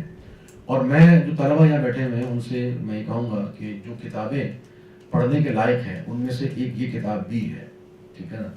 जिसको हम कहते हैं शरिया स्टैंडर्ड, ऑफी के शरिया स्टैंडर्ड। तो इसको पढ़ना चाहिए, बहुत मेहनत की गई है इसके ऊपर, बहुत अच्छे स्टैंडर्ड्स बनाए गए हैं और बड़ा ज़बरदस्त इसके ऊपर काम हुआ है। और मैंने इसको जो है वो पढ़ा है तफसील के साथ। मेरा एमफिल की जो थीसिस था वो थीसिस ये था कि जो ऑफिस स्टैंडर्ड्स है और जो लजना दाइमा के जो फतावा जात हैं मालियात के तौर से, उन दोनों का उनकी जो अमली तत्बीक है उनका जायज़ा लेना कुतुब सित्ता की अहादीस बुयू की रोशनी में। तो ये मैंने जायज़ा उस वक़्त लिया। तो उस वक्त इसमें मुझे जो मैं गुज़रा उससे 2-3 दफ़ा, तो बहुत ज़बरदस्त इन्होंने स्टैंडर्ड बनाए हुए हैं दैन के ताल्लुक से और इसी तरीके से जो मुशारकत के ताल्लुक से, बहुत सारी चीज़ों के हवाले से। तो ये हमें पढ़ने चाहिए, उसका बहुत फ़ायदा है। लेकिन इसके अंदर कुछ जो है वो ख़राबियाँ भी हैं, यानी इसके अंदर स्टैंडर्ड जो बनाए गए हैं उसके अंदर कुछ जगहों पे मसलहत का भी शिकार हुए हैं, कंप्रोमाइज़ किया है चीज़ों के अंदर। तो वो इंशाल्लाह आगे चल जिक्र करूँगा। जी, ये शरिया बोर्ड है ना, शरिया बोर्ड ने ही बैठ के इसको फाइनल किया है। उसमें मेरा ख्याल तकरीबन 17 करीब जो है वो उनके उलमा होते हैं, तो चेंज होते रहते हैं, हेड भी चेंज होते रहते हैं, तो वो बैठ के इसको फाइनल करते हैं पूरा शरिया। इसको अगर आप इंटरनेट पे देखना चाहें तो आप ऑफी लिखेंगे तो आपको वेबसाइट मिल जाएगी। और इनकी जो स्टैंडर्ड है वो इंग्लिश में तकरीबन 7 ज़बानों में, उर्दू में अभी नहीं है, अरबिक में और इंग्लिश में अवेलेबल है। आप अपना अकाउंट बनाएंगे तो आपको उसके अंदर अकाउंट बनाने के बाद आप आराम से उसके जो स्टैंडर्ड है वो आप इंटरनेट में भी पढ़ सकते हैं और अपने पास आप उसको डाउनलोड भी कर सकते हैं। तो ये शरिया स्टैंडर्ड, यानी आज जो इस्लामिक बैंक है उसके ऊपर जो बॉडी है वो ऑफी की बॉडी है। तो जितने भी इस्लामिक बैंक आज हमारे पास मौजूद हैं, चाहे वो मिज़ान है, चाहे वो फैसल बैंक है, चाहे वो दुबई इस्लामिक बैंक है, जितने भी इस्लामिक बैंक हैं वो फॉलो करते हैं किस स्टैंडर्ड को, ऑफी के शरिया स्टैंडर्ड को। ठीक है, तो उसके मुताबिक जो वो काम कर रहे होते हैं। नहीं, वो गवर्नमेंट के अंदर तो स्टेट बैंक के अंदर आते हैं, लेकिन उनके लिए स्टैंडर्ड बनाए जाते हैं वो ऑफिस स्टैंडर्ड, यानी स्टेट बैंक भी अपने स्टैंडर्ड बनाने के लिए किसको फॉलो करता है, ऑफिस स्टैंडर्ड को, इस्लामिक बैंकिंग के लिए। यानी इस्लामिक बैंकिंग का उन्होंने डिपार्टमेंट ही अलग कर दिया है। स्टेट बैंक के अंदर इस्लामिक बैंकिंग का डिपार्टमेंट ही अलग है, उसके अंदर उनके सारे उसूल बनाए जाते हैं और वही सारे उसमें रखे जाते हैं। जी, नेशनल बैंक के अंदर जो इस्लामिक बैंक शुरू हुआ है, देखिए इस्लामिक बैंक एक है जो प्योर इस्लामिक बैंक है, जो बुनियादी उनके इस्लामिक बैंक के ऊपर है। कुछ ऐसे बैंक हैं जो कि कन्वर्ट हो रहे हैं इस्लामिक के अंदर, कुछ ऐसे बैंक हैं जो कन्वर्ट नहीं हो रहे लेकिन वो अपनी इस्लामिक ब्रांच अलग बनाते हैं। ठीक है ना, तो ये भी अलाउ कर दिया गया कि आप दोनों पैरेलल लेके चल सकते हैं, यानी आप इंटरेस्ट वाली बैंकिंग कमर्शियल बैंकिंग भी ले चल सकते हैं, इस्लामिक बैंकिंग भी लेके चल सकते हैं, दोनों अलाउ किए हुए। तो खोल लो, नेशनल बैंक ने भी खोल लिया होगा। वो काउंटर खोला है इस्लामिक। हाँ, तो वो इस्लामिक विंडो खोल दी होगी उन्होंने। ये जी, अब इस्लामिक बैंक में होता क्या है, मोड ऑफ फाइनेंस यानी तरीका है, इसको अरबी में हम कहते हैं तुरुक़ुत तमवील, तमवील कहते हैं फाइनेंस करने को। ठीक है, और यहाँ पे ध्यान में रखिएगा कि हम इसको मोड ऑफ फाइनेंस कह रहे हैं, मोड ऑफ इन्वेस्टमेंट नहीं कह रहे हैं। इन्वेस्टमेंट में और फाइनेंस में फर्क होता है। ठीक है, अरबी के अंदर इन्वेस्टमेंट को कहते हैं इस्तिस्मार और फाइनेंस को कहते हैं तमवील। मव्वल युमव्विलु तमवील बाब तफील है, यानी माल फराहम करना किसी को। फाइनेंस बेसिकली क्या होता है, फाइनेंस का जो कॉन्सेप्ट है वो ये है कि एक शख्स को पैसों की जरूरत है, उसको आप फाइनेंसिंग कर रहे होते हैं। ठीक है, यानी आप कारोबार में पैसे नहीं डाल रहे, आप फाइनेंसिंग कर रहे हैं। इन्वेस्टमेंट क्या होती है कि आप शराकत की बुनियाद पर आपने पैसे डालते हैं और दोनों मिलकर एक नफा कमाते हैं। फाइनेंसिंग में क्या होता है कि आप एक बंदे को पैसा देते हैं, उससे फिर आप नफा कमा रहे होते हैं। ये बिल्कुल मोटा सा यानी बुनियादी सा उसूल मैं आपको बता दो। फाइनेंसिंग अलग चीज होती है, इन्वेस्टमेंट अलग चीज होती है। दोनों फाइनेंसिंग इन्वेस्टमेंट में भी आती है, लेकिन फाइनेंसिंग थोड़ा सा उसका मॉडल जो है वो मुख्तलिफ होता है। ठीक है, तो जब हम फाइनेंसिंग कहेंगे तो आप इन्वेस्टमेंट को ज़हन में ना लेकर आए। ठीक है, हाँ इन्वेस्टमेंट के अंदर फाइनेंसिंग भी आती है, लेकिन असल इन्वेस्टमेंट का जो मॉडल है वो डिफरेंट होता है। सही है, तो फाइनेंसिंग के अंदर बुनियादी तौर पर क्या होता है कि मिसाल के तौर पर इस्लामिक बैंक में क्या होता है कि आप गाड़ी लेने जा रहे हैं, इस्लामिक बैंक से आप गाड़ी ले रहे हैं, तो इस्लामिक बैंक जो आपको गाड़ी लेके दे रहा होगा वो उसको क्या कहेगा, फाइनेंसिंग। ठीक है, वो उसको इन्वेस्टमेंट नहीं कहेगा, क्योंकि गाड़ी देने से आपको वो इन्वेस्टमेंट नहीं कर रहा। ठीक है, कुछ चीज आपको घर लेके दे रहा है तो घर लेके देने में वो इन्वेस्टमेंट नहीं कर रहा, वो क्या कर रहा है, फाइनेंसिंग कर रहा है। ठीक है, तो ये मोड ऑफ फाइनेंस कहलाता है। इसमें सिर्फ कर्ज और इसका फर्क में एसेट इन्वॉल्व हो जाता है, इसलिए हाँ वो आगे मैं इंशाल्लाह जिक्र करता हूँ उसमें। इस्लामिक बैंक जो वर्किंग करता है, आपको मैंने बताया था कि जो कन्वेंशनल बैंक है, जो सूदी बैंक है, وہ اس کی دو حیثیتیں، کون کون سی حیثیتیں تھیں؟ بارور لینڈر یعنی قرض لینے والا اور قرض دینے والا، ٹھیک ہے. اسلامک بینک بھی دو حیثیتوں میں کام کرتا ہے، یا تو وہ ایز اے پارٹنر کے ورکنگ کرتا ہے یا بائر سیلر کے ورکنگ کرتا ہے، ٹھیک ہے. یعنی یا تو وہ شراکت داری کرتا ہے یا وہ خرید و فروخت کرتا ہے. کیا مطلب اس کا؟ یا وہ آپ کے ساتھ کیا کرتا ہے؟ شراکت داری کرے گا یا وہ آپ کے ساتھ کیا کرے گا؟ خرید و فروخت کرے گا، ٹھیک ہے. تو یہ طریقہ کار ہوتا ہے اسلامک بینک کا کام کرنے کا. یعنی اسلامک بینک کا دعویٰ یہ ہے کہ ہم قرض نہیں دیتے، ہم قرض نہیں دیتے، ہم کیا کرتے ہیں؟ ہم شراکت داری کرتے ہیں یا ہم کیا کرتے ہیں؟ خرید و فروخت کرتے ہیں. صحیح ہے. اور یہاں ایک مزے کی بات آپ کو بتاؤں، اسٹیٹ بینک کے رول کے مطابق اور دنیا کے رول کے مطابق بینک خرید و فروخت نہیں کر سکتا، ٹھیک ہے. بینک جو ہے وہ خرید و فروخت نہیں کر سکتا، یہ رولز کے اندر لکھا ہوا ہے. بینک کے لوگ کے لیے الاؤ نہیں ہے کاروبار کرنا. بینک جو ہے وہ کیا ہے؟ وہ لینڈر ہے، وہ لینڈنگ ایکٹیویٹی کر سکتا ہے، وہ تجارت بزنس نہیں کر سکتا. صحیح ہے. تو بہرحال اچھا، اب اسلامی بینک جو بطور بائر سیلر کے جو کام کرتا ہے اس میں 3-4 ان کے موڈ آف فائنینس ہیں. ایک ہے مرابحہ، ٹھیک، اس کو کہتے ہیں ایگریڈ پروفٹ مارجن سے. یہ میں آگے چل کے اس کو وضاحت کروں گا کہ مرابحہ کیا ہوتا ہے. ایک ہے جس کو کہتے ہیں مساومہ، جنرل کائنڈ آف سیل. مساومہ آپ سب جانتے ہیں، مساومہ کا مطلب کیا ہوتا ہے؟ دام لگانا، ٹھیک ہے. تو مساومہ اس کو کہتے ہیں جنرل کائنڈ، یعنی یہ ایک عام بے ہے. مرابحہ الگ ہے، مساومہ الگ ہے، عام بے ہے. ایک طریقہ ہوتا ہے جس کو کہتے ہیں اجارہ. اجارے کو بھی جو ہے وہ اسلامک بینک خرید و فروخت کے تحت لے کر آتے ہیں، ٹھیک ہے. اس کو لیزنگ کہتے ہیں، لیزنگ کانٹریکٹ کہتے ہیں اس کو. ایک ہے جس کو کہتے ہیں سلم، یعنی بے سلم کرتا ہے اسلامک بینک، ایڈوانس جو ہے اس کو ہم سیل کہتے ہیں. اور ایک وہ کرتا ہے استثمار، یعنی مینوفیکچرنگ کانٹریکٹ، ٹھیک ہے. تو یہ تقریباً 5 کے قریب جو ہے وہ موڈ آف فائنینس ہیں جو کہ بینک خرید و فروخت کے ذریعے بھیجتا ہے. مرابحہ، مساومہ، اجارہ، سلم اور استثمار، ٹھیک ہے. اور پارٹنر ہونے کی حیثیت میں بینک کرتا ہے مزاربہ، ٹھیک ہے، یا وہ کرتا ہے مشارکہ متناقصہ. مزاربہ یا مشارکہ متناقصہ، صحیح ہے. یہ بینک کے جو ہے وہ کام ہے جو وہ اس کے ذریعے سے کرتا ہے ایز اے بطور پارٹنر کے، مزاربہ یا مشارکہ متناقصہ. اب میں یہ سارے تو بیان نہیں کروں گا، لیکن آپ کو اسلامک بینک کی جھلک دکھانے کے لیے کہ اسلامک بینک میں ہو کیا رہا ہے اور ہوتا کیسے ہے، اس میں سے میں مرابحہ اور مشارکہ، یعنی جو بائر سیلر کی حیثیت سے جو مرابحہ کرتا ہے اس کی تفصیلات ہم سمجھیں گے، اور پارٹنر کی حیثیت سے مشارکہ کرتا ہے اس کی تفصیلات ہم سمجھنے کی کوشش کریں گے. اچھا، یہاں پر میں آپ کو ایک بات بتاؤں کہ اسلامک بینک جب بن رہے تھے ہمارے پاکستان میں جو شروع ہوا وہ تقریباً 99 2000 کے قریب جو ہے وہ اسٹارٹ ہوا ہے، نظام بینک جو اسٹارٹ ہوا.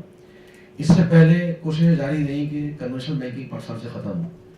ضرورت کے زمانے میں ایک اکاؤنٹ بنایا گیا جس کو کہتے ہیں PLS account, profit and loss جو ہے وہ اکاؤنٹ تھا. لیکن وہ بھی بینکوں نے بس کھیل کھیلا لوگوں کے ساتھ، اور وہ بھی ہے اصل میں سودی بینک آ رہی. پھر علماء نے کیس کیا سود کو ختم کرنے کے لیے. وہ کیس جو ہے وہ شریعہ کورٹ میں چلتا رہا، پھر اس پہ فیصلہ آ گیا، سود کو حرام قرار دے دیا گیا. پھر سپریم کورٹ میں کیس چلتا رہا، اور پھر وہ کیس جو ابھی آج تک جو ہے وہ پینڈنگ چلا آ رہا ہے. ابھی جا کے تقریباً 2025 میں یہ فیصلہ آیا کہ جی پاکستان کے اندر سودی بینکاری کو ختم کر دیا. یہ پچھلے سال کی بات ہے، 2028 تک ختم کرنا ہے، ہاں 27 یا 28 تک ختم کرنا ہے. لیکن یہ فیصلہ بھی شاید آپ کے علم میں ہو کہ چیلنج ہو چکا ہے، ٹھیک ہے. تو یہ فیصلہ بھی جو ہے وہ اب چیلنج ہو چکا ہے، ٹھیک ہے انشاءاللہ. تو جب یہ فیصلہ ہولڈ ہوا سپریم کورٹ کے اندر 97-98 میں، تو پھر اس وقت تقی عثمانی صاحب یہ کوششیں کر کے اسلامک بینکنگ کا آغاز کیا پاکستان کے اندر. اس وقت بہت سے علماء نے یہ بات کہی تھی کہ بہت سے علماء نے یہ بات کہی تھی کہ اگر آپ پیرلل سسٹم یعنی متوازی سسٹم آپ کھڑا کریں گے نا سودی بینکاری کے، تو آپ کبھی بھی اسلامی جو اقتصادیات کے اصول ہیں اس کا فالو نہیں کر سکتے. اور اس کی وجہ سے ہوگا یہ کہ آپ سودی بینکاری کو بھی سپورٹ کر رہے ہوں گے. اس کی وجہ سے سودی بینکاری بھی مضبوط ہوگی، کہ بہت سے مسلمان جو ہے وہ بینکوں سے دور ہیں. اس زمانے میں دور تھے، مسلمان اپنا سرمایہ नहीं रखते थे बैंकों के अंदर, लेकिन इस बात को नहीं सीरियस लिया गया और इस्लामी बैंकिंग का आगाज़ किया गया उस ज़माने के अंदर, सही है।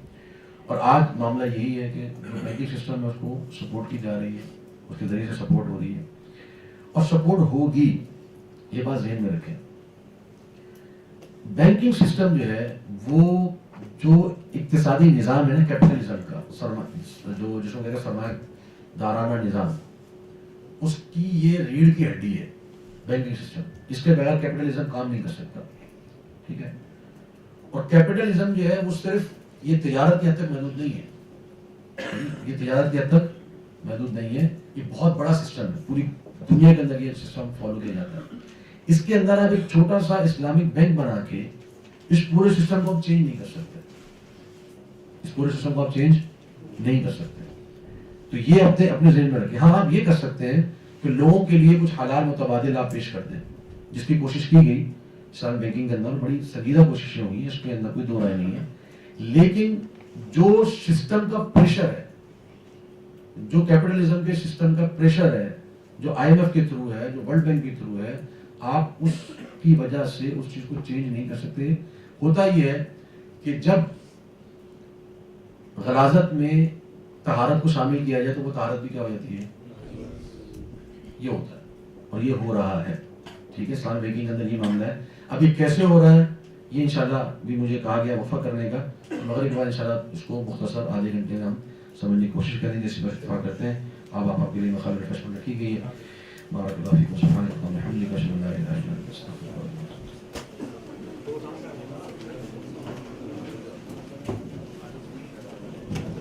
रिफ्रेशमेंट के लिए आप तमाम अहबाब प्रसाद पर तशरीफ लाएं।